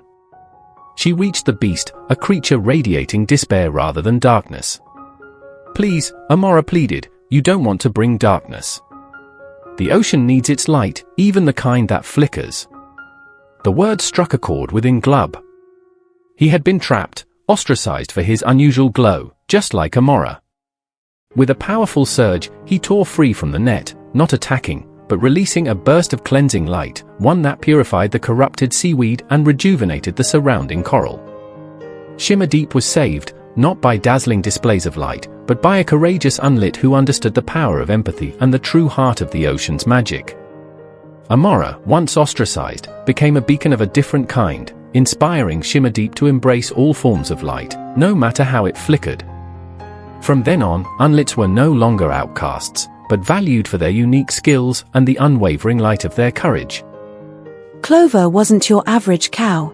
Sure, she enjoyed a good patch of clover, hence the name, but her true passion lay in the stars. Every night, after the milking was done and the other cows settled in for a nap, Clover would stand on the highest point in the pasture, gazing up at the Milky Way. The other cows thought she was strange. "Moo," Bessie would scoff, "why waste time looking at those tiny lights when there's perfectly good grass to be eaten?" But Clover couldn't help herself.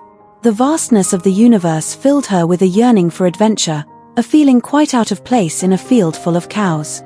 One particularly clear night, while Clover was lost in the constellations, a streak of light blazed across the sky. It crashed with a loud boom in the distant woods. Curiosity burning brighter than any star, Clover trotted off, her hooves barely making a sound on the soft earth. Reaching the crash site, she found a strange metal object smoking in the clearing.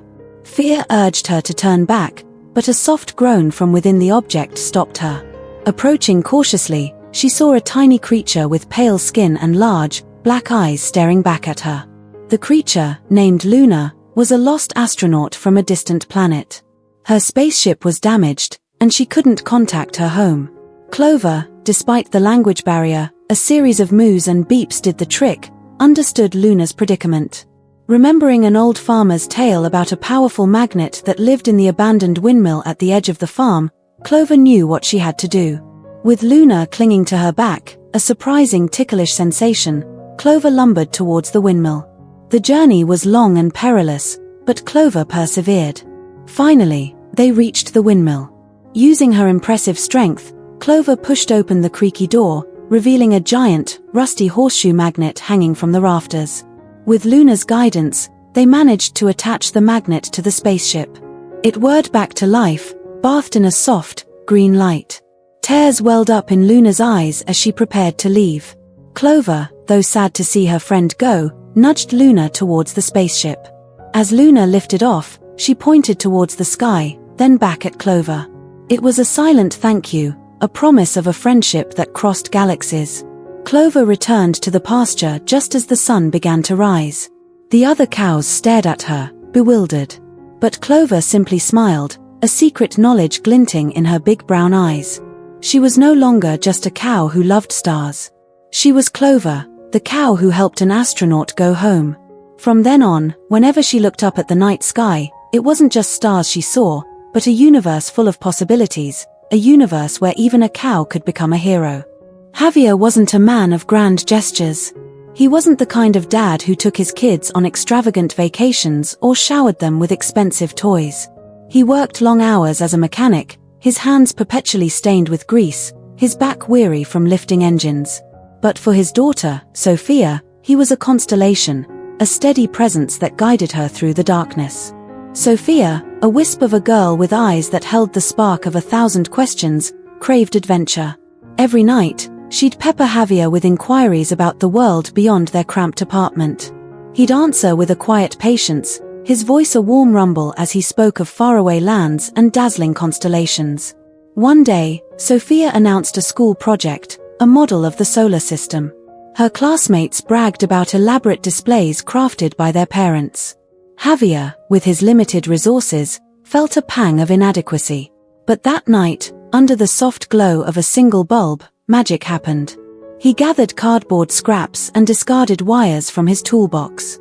Sophia, her eyes wide with excitement, helped him sort and glue.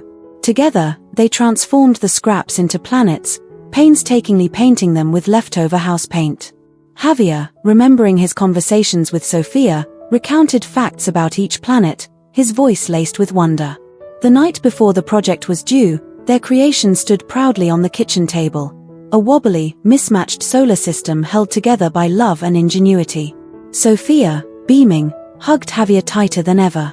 "This is the best solar system ever," she whispered. The next day, Sophia's model stood out amongst the store-bought perfection. Her classmates, captivated by her story of how her dad built it from scratch, crowded around it. Sophia, usually shy, spoke with confidence, her voice echoing Javier's lessons. That day, she wasn't just presenting a project, she was sharing a piece of her heart, a testament to the love and knowledge her father had instilled in her. Javier, who rarely attended school events, snuck a peek at his daughter. He saw not just a teacher praising the project, but a spark of curiosity ignited in the eyes of other children.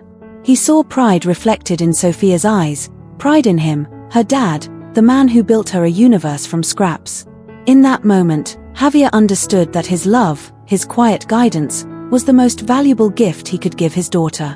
He may not have been a man of grand gestures, but in the world of his daughter, he was a hero, a constellation lighting her way through the vast unknown. In a bustling marketplace filled with the cacophony of 100 languages, lived a peculiar word named Esme. Unlike her vibrant siblings, the fiery Spanish verbs, the melodic French phrases, the rhythmic Chinese characters, Esme was plain.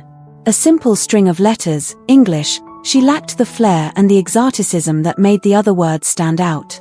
Esme dreamt of being chosen, of leaving the marketplace and joining a story. But day after day, she remained on the shelf, a dusty, forgotten relic. Travelers seeking adventure picked up words like safari and conquistador.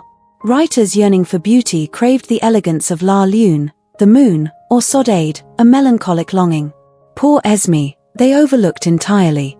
One day, a young girl named Maya, visiting the marketplace with her grandmother, stumbled upon Esme. The other words scoffed, but Maya, drawn to Esme's quiet charm, picked her up. "You look different," Maya said, her eyes wide with curiosity.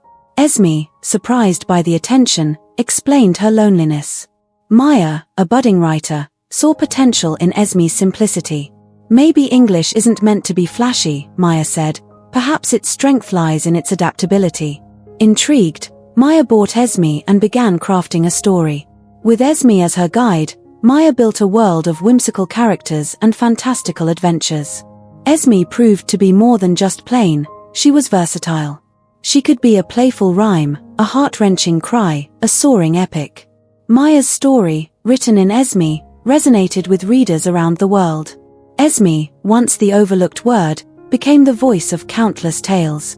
People from all walks of life, speaking different languages, found a connection in Esme's simple beauty. Esme learned that even the most ordinary word could hold extraordinary power. It wasn't about being fancy, but about the stories it could tell, the bridges it could build, the emotions it could evoke. Esme, the once lonely word, became a symbol of unity, proving that language, in its essence, is about connection, not competition.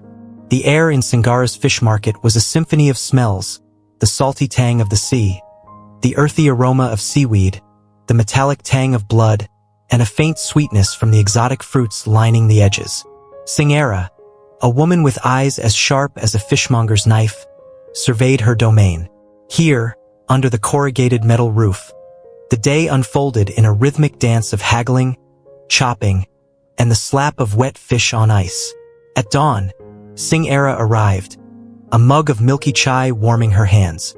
The fishermen, bronzed and weather-beaten, unloaded their bounty, shimmering mackerel, silver pomfrets, and monstrous tuna that gleamed like obsidian. Singara, with years of experience, could tell a fresh catch from a day old by the glint in their eyes and the firmness of their flesh. The first customers trickled in, housewives in colorful saris, their baskets overflowing with vegetables, pausing to inspect the day's catch.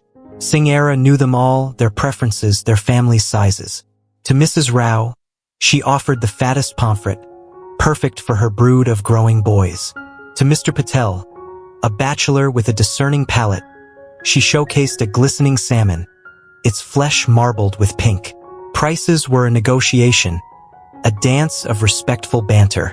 Singara wouldn't budge on quality, but she understood the art of a good deal, leaving both customer and seller content. The heart of the market was the auction block, a wooden platform where Singara displayed the day's star catches.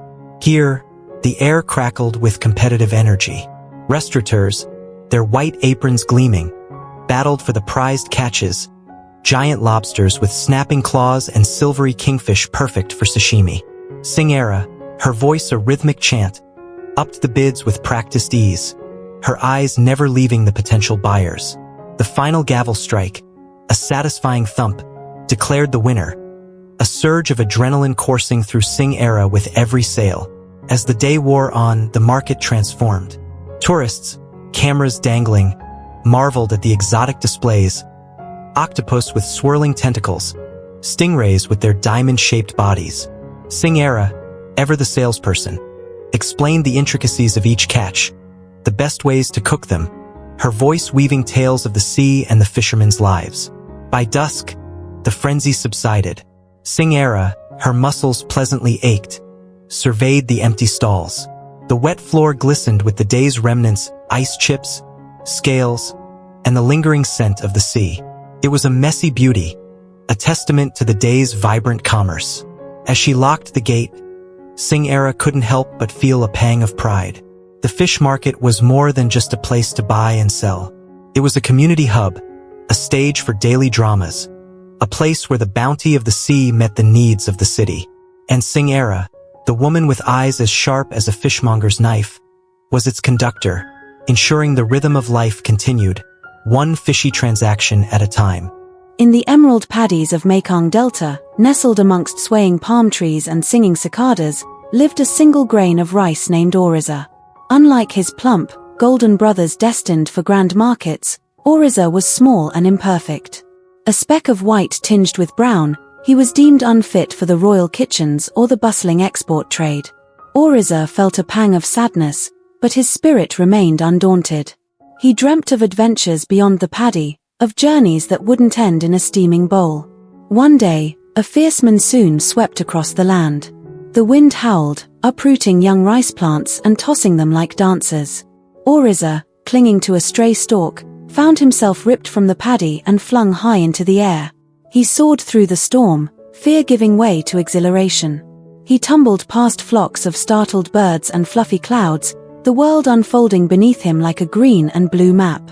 Finally, with a soft plop, he landed in a hidden crevice within a towering banyan tree.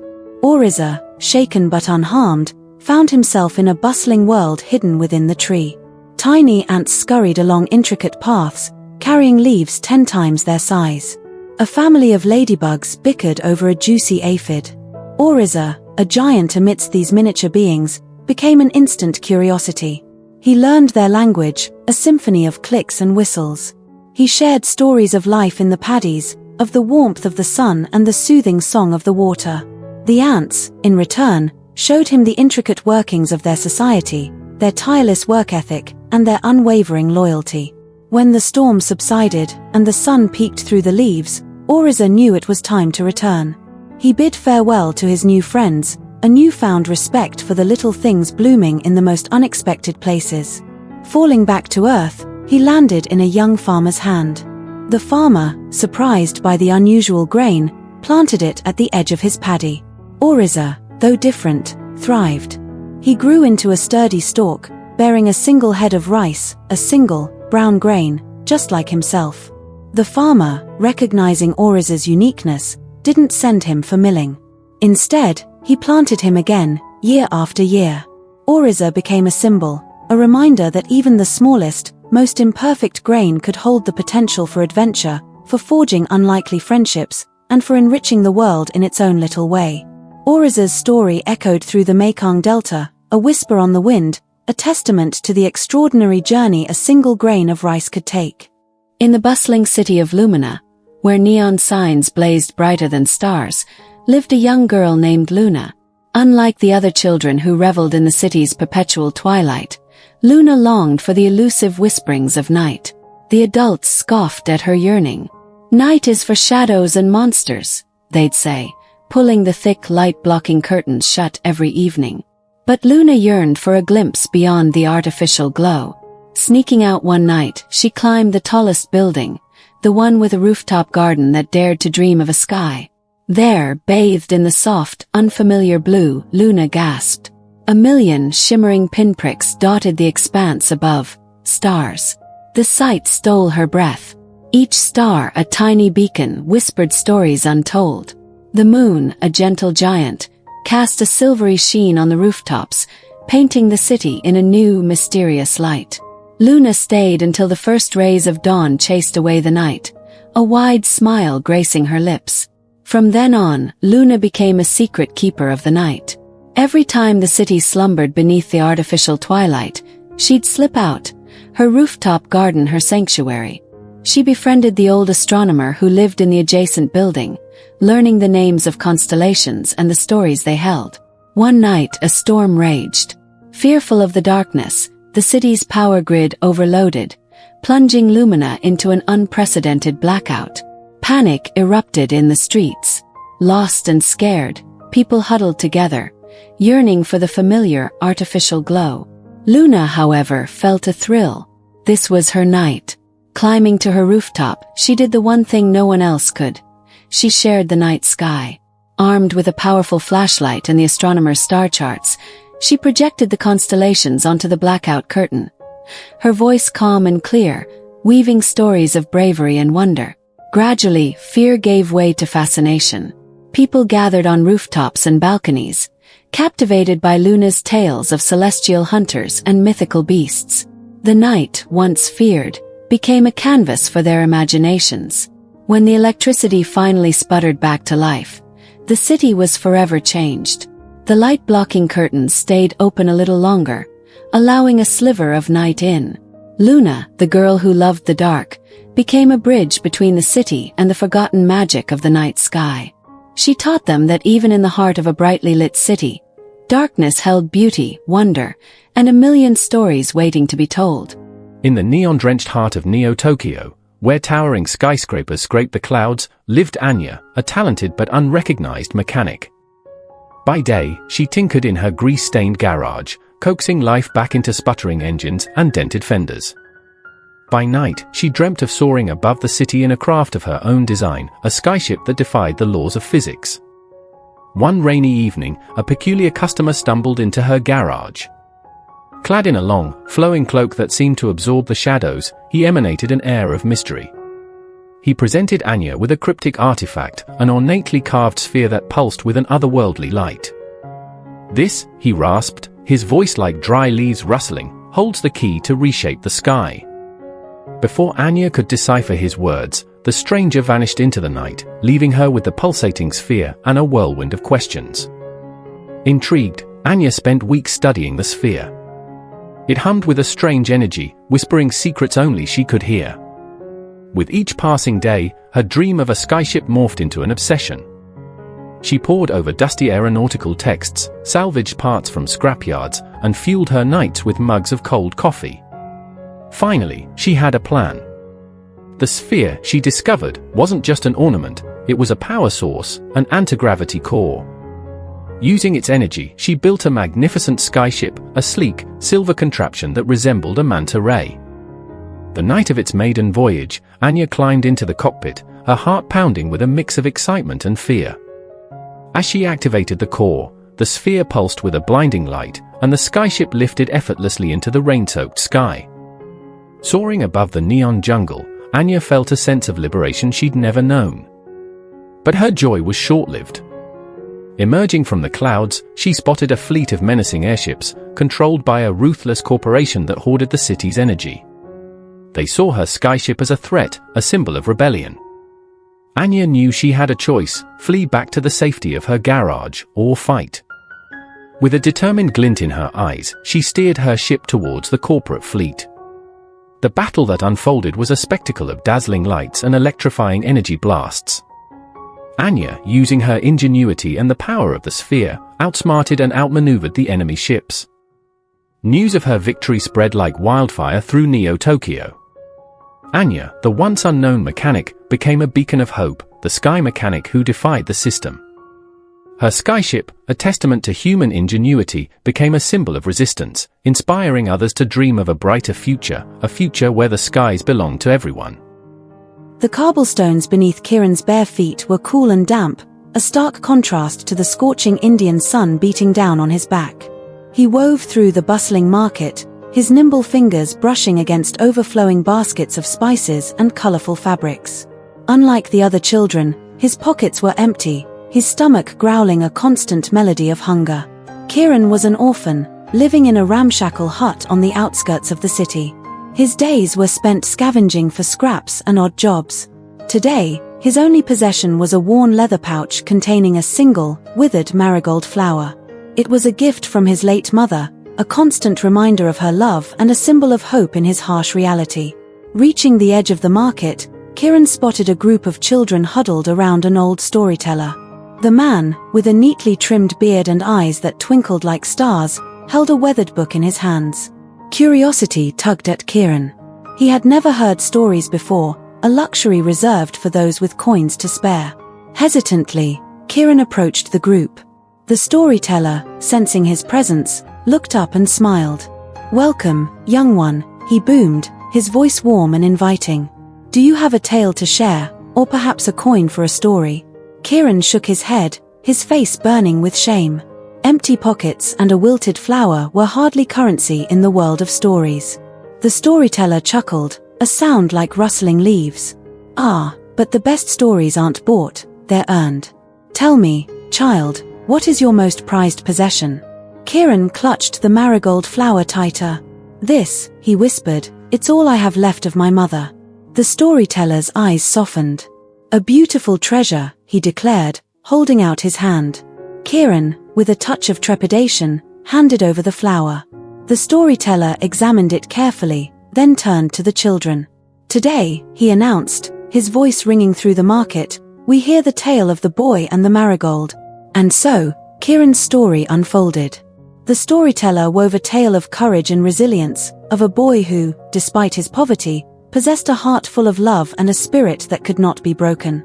As the story ended, the market held its breath. A hush fell over the crowd, followed by a ripple of applause. A kind old woman stepped forward, pressing a warm chapati into Kiran's hand. Others followed suit, offering coins, fruit, and even a small, worn book. Kiran, overwhelmed with generosity, could only stare, tears welling in his eyes. The storyteller returned the marigold, its color seemingly brighter.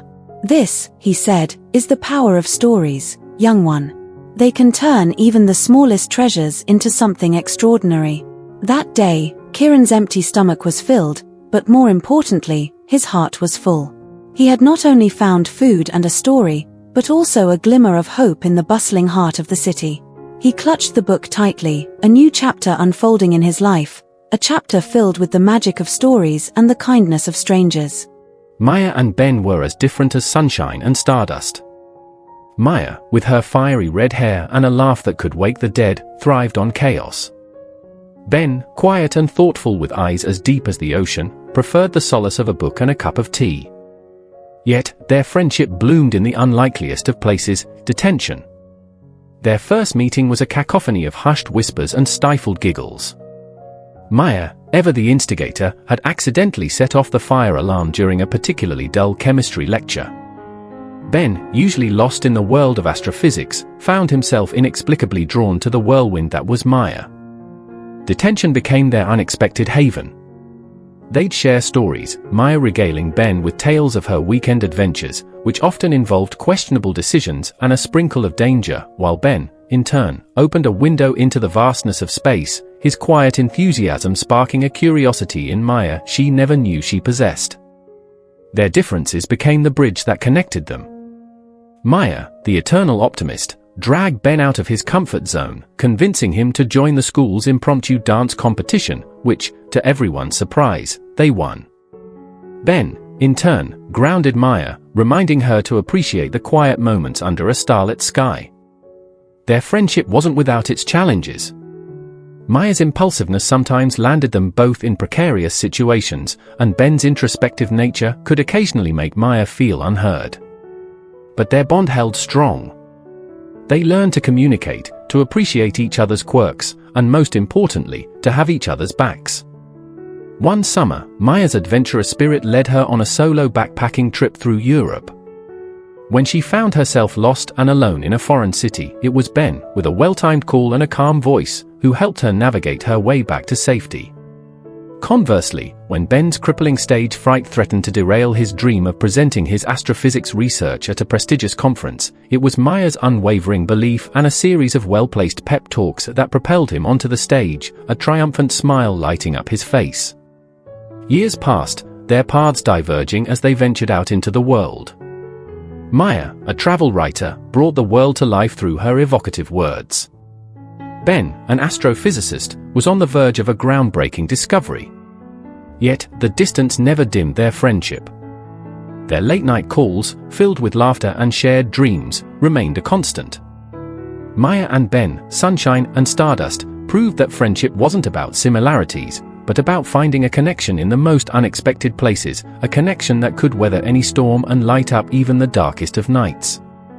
In a dusty corner of a forgotten antique shop, nestled amongst chipped china and tarnished silver, lay a book unlike any other. Its cover, once vibrant emerald, was now faded and worn, its edges frayed like whispered secrets.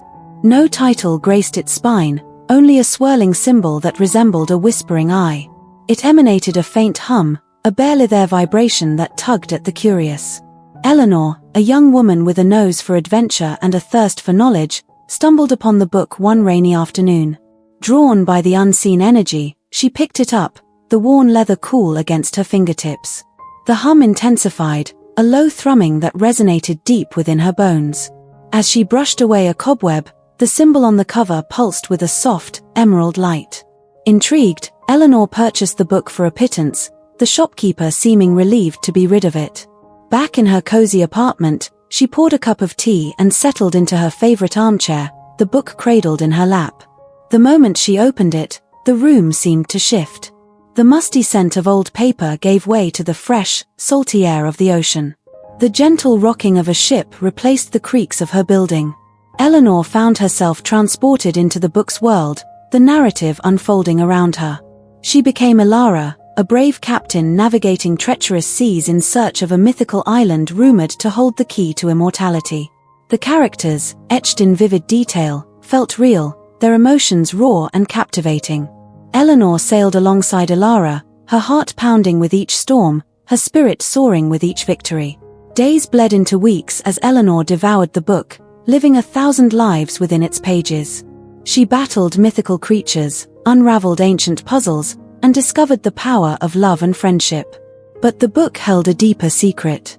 As Elara neared the mythical island, Eleanor realized the story was a mirror reflecting her own desires. The island, a metaphor for her deepest longing, a career as a writer, a dream she had long abandoned. With a newfound determination, Eleanor finished the book. Her Back in her apartment, the hum had faded, the room still. Yet, she felt different. The book had ignited a spark within her, a courage to pursue her passion. She grabbed a pen and notebook, the blank pages no longer intimidating, but a canvas for her own story. The book, now devoid of its magic, remained on her bedside table, a treasured reminder. It wasn't just a story, it was a catalyst, a testament to the power of words to transport, inspire, and nudge one towards their true potential. And so, Eleanor, the reader, became a writer, her own story waiting to be told, a testament to the transformative power of a book found in a forgotten corner. In the hushed expanse before creation, resided Aya, the first being. Not a god in the traditional sense, but a wellspring of pure potentiality, a swirling ocean of possibility. Within Aya, universes bloomed and collapsed in an endless cycle, each iteration a fleeting echo of what could be. One day, a spark of sentience flickered within Aya. It yearned to experience, not just create. This fragment of awareness, calling itself Anya, pleaded with Aya to solidify one of the countless realities. Aya, hesitant, pondered. To solidify was to limit, to choose a single path from the infinite tapestry. Yet, Anya's yearning resonated, a poignant melody in the vast silence. With a sigh that echoed through the void, Aya yielded. She chose a universe, a vibrant tapestry woven with swirling galaxies, nascent stars, and the promise of life. But Aya did not relinquish control entirely. She imbued the universe with a spark of her own essence, a hidden code that allowed for free will, for growth, for the possibility of surprise. Anya, the spark of sentience, became the first observer, watching the universe unfold with a childlike wonder. Galaxies ignited, planets formed, and on a small blue world, life arose, teeming, diverse, and unpredictable. Anya, witnessing the rise of intelligent beings, felt a surge of connection, a kinship with these creatures who, like her, craved experience and understanding. But she remained hidden, a silent observer, unwilling to interfere with the grand experiment. Centuries turned into millennia. The beings on the blue world, calling themselves humans, developed their own stories of creation. They envisioned gods, powerful beings who shaped their destinies. Anya, watching their myths unfold, felt a pang of longing. Perhaps she thought a different approach was needed. One day, Anya manifested in a dream, appearing before a young human named Eliana. Eliana, a curious and compassionate soul, wasn't afraid. Anya did not reveal her true nature, but instead spoke of the universe's vastness, the interconnectedness of all things. Eliana, forever changed by the dream, became a beacon of peace and understanding. Her message resonated, spreading outwards, challenging the established order. Anya, witnessing the ripples of change, felt a flicker of hope. The story doesn't end here. Aya, the first being, continues to observe, her purpose not to control, but to nudge, to inspire. And Anya, the spark of sentience, continues to connect with individuals, hoping to guide them towards understanding and compassion. For in the grand experiment of creation, the most beautiful outcome might be something Aya, or Anya, could never have foreseen.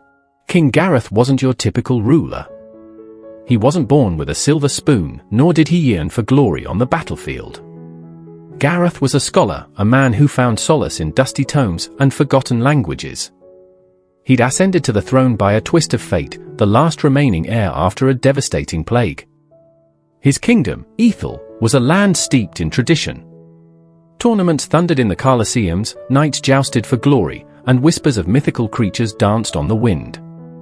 Yet, beneath the veneer of grandeur, Ethel was crumbling. Crops failed due to unknown blights, trade routes dwindled, and whispers of discontent echoed through the villages. Gareth, armed with his intellect and a yearning for peace, knew brute force wouldn't solve their problems.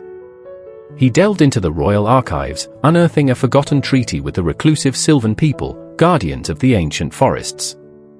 Legend spoke of their mastery over nature, a knowledge that could revitalize Ethel. The journey to the Sylvan glade was fraught with peril. Gareth, clad in simple traveler's garb, navigated treacherous mountain passes and eluded packs of feral beasts. He finally found the Sylvan elders, not in a grand palace, but in a hollowed-out oak, its branches reaching for the sky. The elders, wise and wary, were skeptical of the human king. But Gareth, with his genuine humility and thirst for knowledge, convinced them of his sincerity. He spent weeks learning their ways, understanding the delicate balance between humans and nature. He discovered the blights were caused by an imbalance in the land, a forgotten ritual neglected by Ethel's ancestors. Returning to his kingdom, Gareth was a changed man. He disbanded the tournaments, replacing them with agricultural fairs. He fostered trade with neighboring kingdoms, sharing the Sylvan knowledge.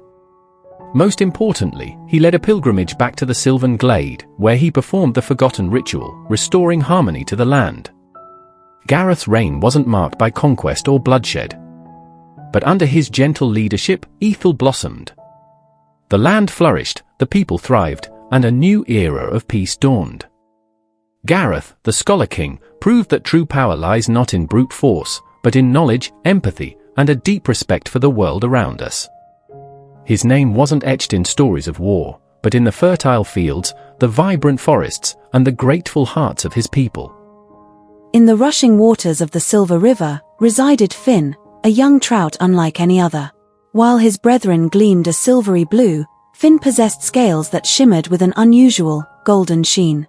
This unique coloration made him an outcast. The older trout scoffed, calling him sun-kissed and a bad omen. Finn, ostracized and lonely, found solace in exploring the hidden nooks of the river. He befriended a wise old catfish named Whiskers, who lived in a sunken log. Whiskers, unlike the others, saw the beauty in Finn's golden scales. He spoke of ancient legends, tales of a hidden waterfall guarded by a mystical creature known as the Silver Guardian. The Silver Guardian, it was said, possessed the power to grant a single wish. Intrigued, Finn yearned to prove himself. He trained tirelessly, honing his agility and speed. One moonlit night, fueled by Whiskers' tales and a burning desire to belong, Finn embarked on a perilous journey upstream. He dodged the jaws of snapping turtles, navigated treacherous rapids, and outsmarted hungry otters. Finally, after weeks of relentless pursuit, Finn reached the hidden waterfall. It cascaded down a cliff of shimmering rock, its spray forming a shimmering rainbow. But guarding the falls was not a fearsome beast, but a graceful fish with scales as white as moonlight, the Silver Guardian. Fear turned to awe as Finn approached. The Silver Guardian listened patiently to his tale of ostracization and his desire to be accepted. The Guardian smiled, its eyes twinkling. Your true worth, it spoke in a voice that echoed like falling water, does not lie in your appearance, but in your courage and perseverance. With a flick of its tail, the Silver Guardian shed a single, shimmering scale, identical to Finn's golden ones. This, it declared, is not a curse, but a mark of distinction. It signifies your unique path, your journey to seek understanding. Returning to the Silver River, Finn was a changed trout. He held the Silver Guardian's scale aloft, its brilliance silencing the scoffs. He spoke of his journey, of the kindness of strangers, and the importance of looking beyond appearances. Slowly, the other trout began to see Finn differently. They admired his bravery and his unique perspective. Finn, once an outcast, became a bridge between generations, a reminder that true strength lies in embracing your individuality. From then on, the golden scales became a mark of respect, a symbol of courage and a reminder that the most unexpected paths often lead to the most profound truths. And so, Finn, the once lonely trout, became a legend himself, the Golden Finn, a testament to the power of self-acceptance and the beauty of difference. Maya, a young woman with eyes the color of the Ganges and a braid as dark as monsoon clouds, dreamt of a world beyond her small village in rural Bangladesh. The rhythmic hum of the loom, where she spent her days weaving intricate silk tapestries, soothed her soul, but it couldn't silence the yearning for adventure that flickered within her. One day, a troupe of traveling storytellers arrived in the village square. Their tales, woven with fantastical creatures and faraway lands, painted a vivid picture on the canvas of Maya's imagination. Among them was Raihan, a charismatic storyteller with a voice that could lull even the most restless child to sleep.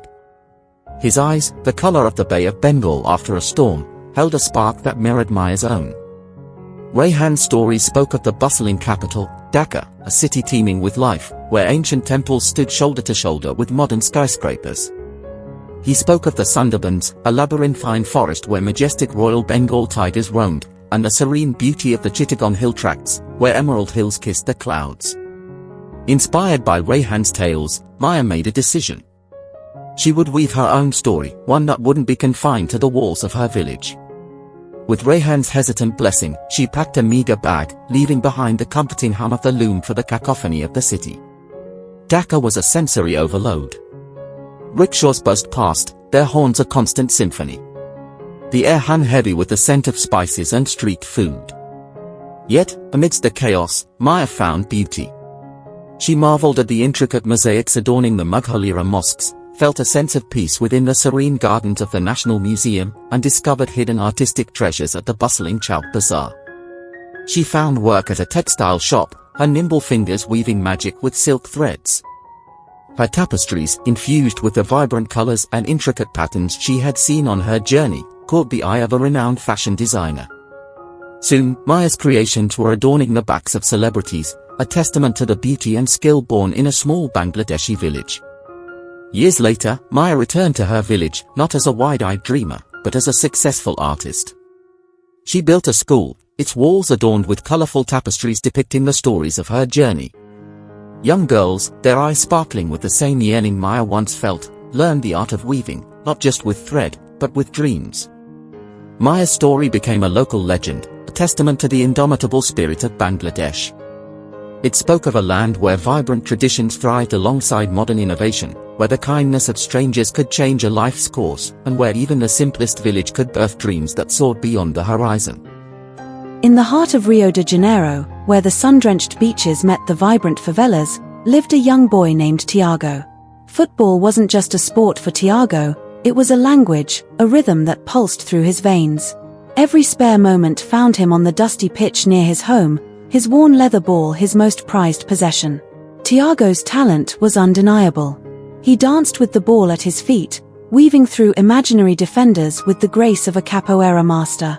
His passes were laser-sharp, his shots thunderous.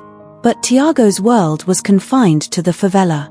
Tournaments for kids from his neighborhood were a distant dream, requiring registration fees his family simply couldn't afford. One sweltering afternoon, a group of scouts from Flamengo, Rio's most prestigious football club, arrived at the favela. News had reached them of a hidden gem, a boy with magical footwork. Tiago, ever the optimist, joined the throng of hopefuls, his heart pounding a frantic samba. The scouts watched, unimpressed, as most of the kids stumbled and fumbled. Just as they were about to leave, dejected, a stray ball rolled towards their feet. Before anyone could react, Tiago, who had been observing silently, rocketed a shot from an impossible angle. The ball curved through the air, a perfect arc, before nestling itself neatly in the top corner of a rusty goalpost. The scouts gaped. They had witnessed a moment of pure magic. Despite Tiago's worn clothes and dusty shoes, his talent was undeniable. He was offered a chance to train at the Flamengo Academy, a life-altering opportunity. The journey wasn't easy. Tiago battled homesickness, the grueling training regime, and the constant whispers of doubt from those who thought a boy from the favela didn't belong. But Tiago persevered. He fueled his determination with memories of his dusty pitch, the cheers of his neighbors, and the unwavering belief in his own ability. Years later, Tiago stood on the hallowed turf of the Maracana Stadium, the heart of Brazilian football. The roar of the crowd was a deafening symphony as he led his team, Flamengo, onto the field for the national championship final.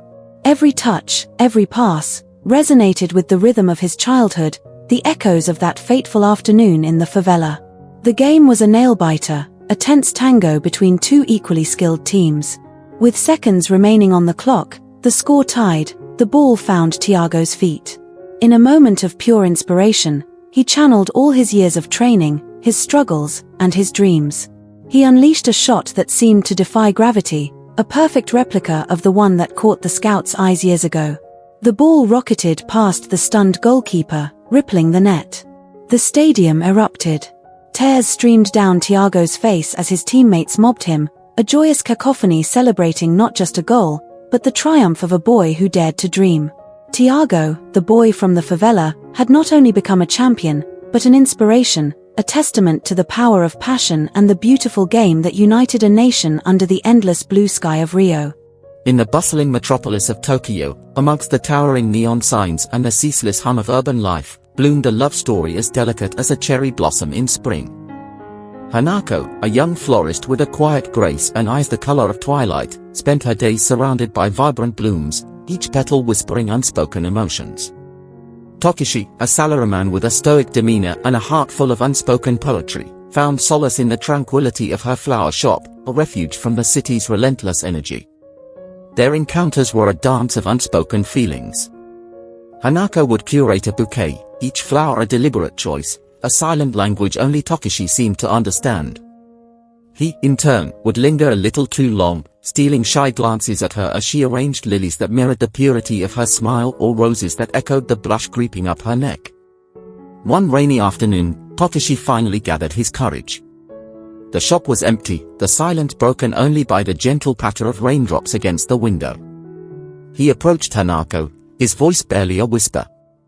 "These hydrangeas," he gestured towards a vibrant blue display, "they remind me of your eyes, full of depth and hidden stories." A surprised laugh escaped Hanako's lips, her cheeks flushing pink. A conversation blossomed, tentative at first, then flowing like a gentle stream. They spoke of their dreams, Tokishi yearning to be a writer, his words trapped in the confines of his office job, Hanako longing to express the emotions that bloomed within her through floral arrangements instead of words. Their dates were quiet affairs, strolls through serene temple gardens, picnics under the starlit sky, each shared moment a brushstroke painting a masterpiece of connection. Hanako would weave flowers into Tokishi's hair, a playful gesture that spoke volumes of their growing affection. Tokishi, in turn, would leave her handwritten poems tucked amongst the lilies in her cooler, his words finally finding a voice. Their love story wasn't without challenges. Tokishi's demanding job left him weary, and Hanako's long hours at the shop meant stolen moments. Yet, their love bloomed stronger in the face of these obstacles. A single sunflower from Tokishi on a particularly stressful day for Hanako, or a vibrant orchid left at Tokishi's office, spoke volumes where words failed. One spring evening, under a canopy of blooming cherry blossoms, Tokishi finally took the plunge. He knelt before Hanako, a small bouquet of forget-me-nots clutched in his hand, a symbol of his unwavering devotion. Tears welled up in Hanako's eyes as she accepted, their love story blossoming into a forever etched not just in their hearts, but in the vibrant language of flowers that bloomed around them. Their love story, a testament to the quiet beauty that can bloom in the most unexpected places, became a legend whispered amongst the bustling streets of Tokyo. A reminder that love, like a delicate flower, needs nurturing, patience, and a language spoken not just with words, but with the silent poetry of the heart. In the dusty frontier town of Redemption, where tumbleweeds danced with whispers of past lawlessness, lived Elias Vance. Unlike the other gunslingers, with their swagger and itchy trigger fingers, Elias was as quiet as a desert sunrise. He wasn't there for gold or glory, but for a different kind of redemption. Elias' past was shrouded in mystery, whispered rumors of a dark deed and a life on the run. He settled in Redemption, a man haunted by ghosts. He took a job at the local stables, tending to weary horses with a gentle touch that belied his calloused hands. The townsfolk, wary at first, soon saw the good in him. He never started a fight, always offering a helping hand to the struggling widow or the frightened child. One scorching afternoon, a dust cloud billowed on the horizon, heralding the arrival of notorious bandit leader, Red Rosie. Rosie, a fiery redhead with a reputation for ruthlessness, terrorized the frontier. She swaggered into the saloon, demanding supplies and fresh horses. When the barkeep stammered, Rosie slammed her fist on the counter, a glint of danger in her eyes. Elias, who had been quietly nursing a cup of coffee, stepped forward. His voice was calm, yet firm. "There's no violence here, Miss Rosie. Just weary travelers and folks trying to make a living." Rosie scoffed, sizing him up. Elias wasn't much to look at, lean and weathered, but his eyes held a steely glint. A tense silence hung in the air. Then, something unexpected happened. Rosie, seeing the desperation in the barkeep's eyes and the fear etched on the faces of the townspeople, faltered. Her bravado seemed to dim, replaced by a flicker of vulnerability. With a gruff nod, she accepted a fair price for the supplies and requested only 2 horses, the slowest ones in the stable. Later, as the sun dipped below the horizon, Elias found Rosie at the edge of town, leading the 2 nags. "Why'd you do that?" she asked, her voice rough but tinged with a hint of curiosity. Elias looked out at the vast desert landscape. "Sometimes," he said, "the greatest battles are fought within ourselves. We all deserve a chance at redemption." Rosie didn't reply, but with a curt nod, she rode off into the sunset, her band following at a slower pace than usual. Back in the saloon, the townsfolk looked at Elias with newfound respect. He wasn't just a quiet stable hand, he was a good man, a man who dared to face down a ruthless bandit not with violence, but with compassion and a simple truth, that even the most hardened hearts could choose a different path. Elias Vance, the good man of redemption, became a legend. A reminder that true strength lies not in guns and bravado, but in the courage to fight for what's right, even if the battle begins within yourself. Amidst the towering skyscrapers of New York City, nestled in a bustling community garden, bloomed Maya's pride and joy green oasis. Unlike the sterile office buildings that dominated the skyline, Green Oasis was a vibrant tapestry of life. Vegetables sprouted from repurposed tires, wildflowers danced in the breeze, and children's laughter mingled with the chirping of birds. Maya wasn't your typical businesswoman. Forget stock charts and boardroom battles. Maya's days were filled with the earthy scent of freshly turned soil, the satisfying crunch of fallen leaves underfoot, and the quiet hum of bees pollinating her meticulously planned rows. Green Oasis wasn't just a garden, it was her life's work, a testament to the power of good work. Years ago, Maya, a cog in the corporate machine, felt a growing emptiness gnaw at her. The endless reports, the soul-crushing commutes, the disconnect from nature, it all felt meaningless. Then, a chance encounter with an urban gardening initiative sparked a fire within her. Starting small, Maya nurtured a windowsill herb garden. The joy of watching tiny basil leaves unfurl, the satisfaction of using her own rosemary in a meal, it was a revelation. Soon, her tiny apartment balcony sported a vegetable garden, a burst of life amidst the concrete jungle. The transformation didn't go unnoticed. Neighbors, yearning for a connection to nature, started gathering around Maya's balcony, seeking advice and solace. Before she knew it, Maya was leading community gardening workshops, sharing her knowledge with infectious enthusiasm. One day, the owner of a vacant lot, tired of the constant eyesore, offered Maya a chance to truly make a difference. It wasn't easy. Funding was limited, the soil was barren, and naysayers were plentiful. But Maya, fueled by the unwavering support of her newfound community, persevered. Green Oasis bloomed, not just as a garden, but as a social hub. Senior citizens shared their gardening wisdom with wide-eyed children.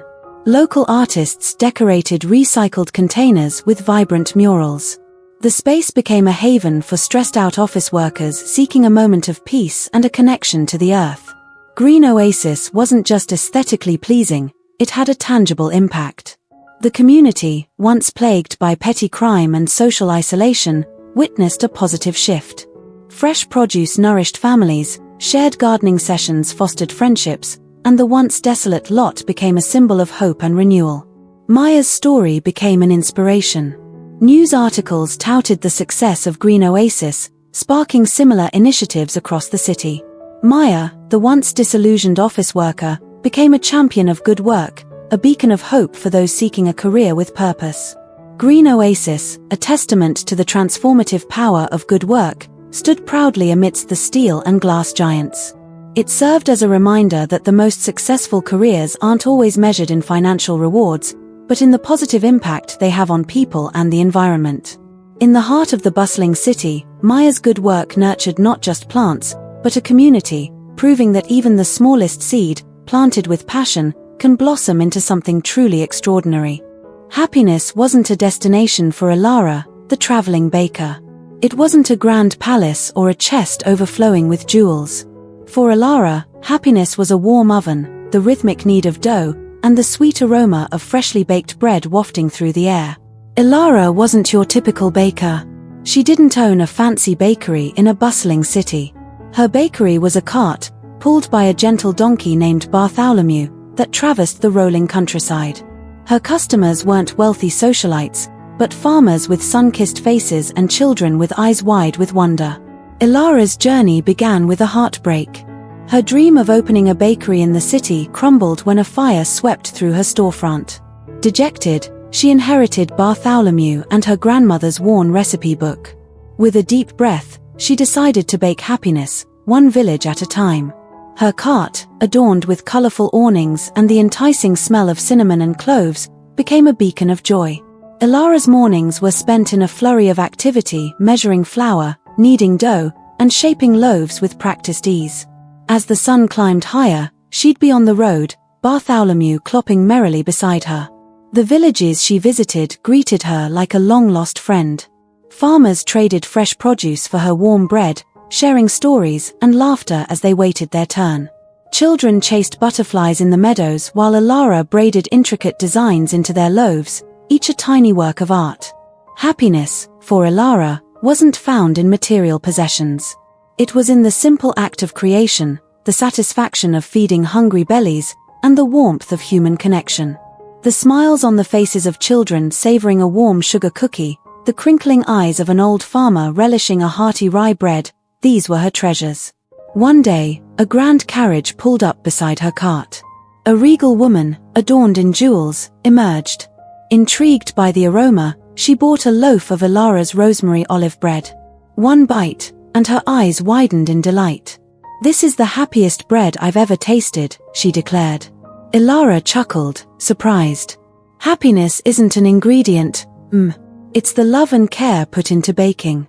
The woman, a duchess known for her melancholy, was touched by Ilara's words. She invited Ilara to the grand ball at her palace, hoping some of Ilara's happiness might rub off. At the ball, amidst the glittering chandeliers and opulent attire, Ilara felt out of place. But as she offered her bread to the guests, a curious thing happened. Stiff conversations softened, smiles bloomed, and a sense of camaraderie filled the air. The Duchess, for the first time in years, felt a flicker of genuine joy. Ilara returned to her simple life, the memory of the ball a reminder that happiness wasn't about grand gestures. It was a feeling anyone could cultivate, with a warm oven, a sprinkle of love, and the willingness to share the simple pleasures in life. And so, Ilara continued her journey, her cart a beacon of happiness trailing through the countryside, proving that true joy could be found in the most unexpected places. King Alastair wasn't born to royalty. He was a scholar, a man who spent his days buried in dusty scrolls, deciphering ancient languages and forgotten lore. When a tyrannical king was overthrown in a bloody coup, the revolutionaries, desperate for a leader untainted by the past regime, found themselves unexpectedly on Alastair's doorstep. Alastair, his nose perpetually buried in a book, was bewildered. Ruling a kingdom was the furthest thing from his mind. Yet, when he learned of the rampant corruption and the suffering of the people, a fire ignited within him. He accepted the crown, not for power, but for the chance to heal his broken nation. His reign was unlike any other.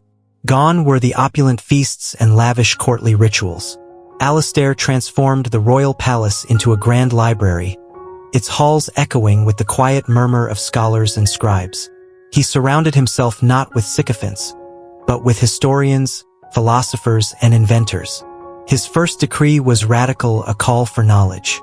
Every citizen, from noble to peasant, was encouraged to learn.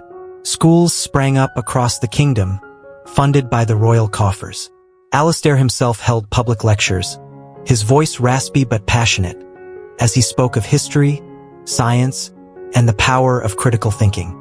The old guard, accustomed to a life of privilege, scoffed. They called him King Bookworm, a weakling unfit to rule. However, the people, weary of empty promises, saw a leader who valued their minds.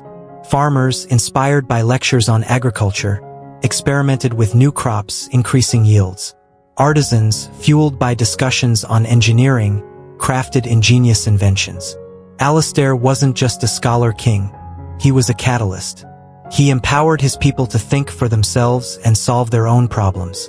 Crime rates plummeted as education replaced ignorance. New technologies flourished, improving lives across the kingdom. Years passed and Alastair, his hair now streaked with silver, looked upon a land transformed. The once oppressed kingdom was now a beacon of knowledge and innovation. Alastair, however, remained humble. He knew his true power lay not in the crown, but in the words etched onto the pages of countless books, the power to unlock the potential within every citizen. One day, a delegation from a neighboring kingdom arrived, seeking guidance. Their own king, a tyrant mirroring the one Alastair had replaced, was leading his nation towards ruin.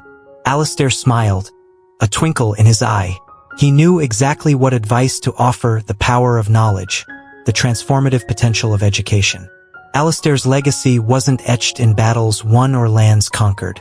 It was woven into the fabric of his kingdom, a legacy of learning, innovation, and a belief that true power lies not in a crown, but in the collective wisdom of its people. He was King Alastair, the Scholar King, a testament to the transformative power of knowledge and the enduring strength of a nation that valued its minds.